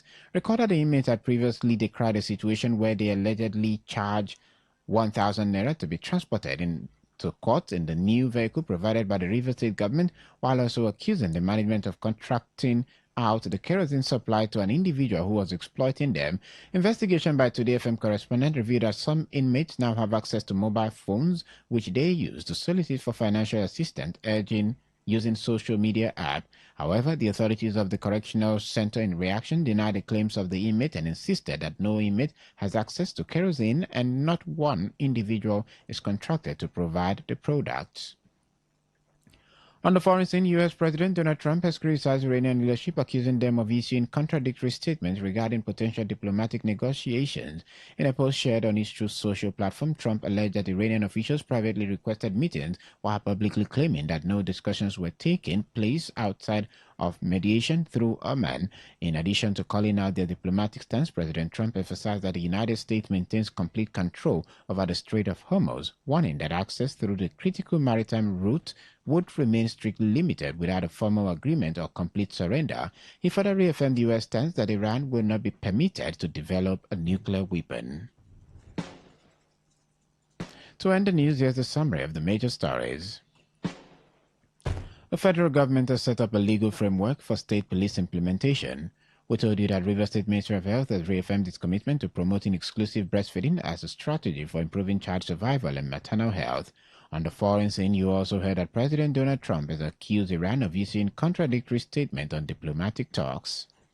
And that was the news as edited by Esose Nabu. For comments and inquiries, please call 0818-389-2850 or send your emails to news@todayfmlive.com. You can read our stories on www.todayfmlive.com, Facebook Today 95.1 FM, Instagram Today FM 951, and on X Today FM 951. You can also join our YouTube live at Today 95.1 FM. I am Adekunle Adejumo. Good evening and thank you for listening.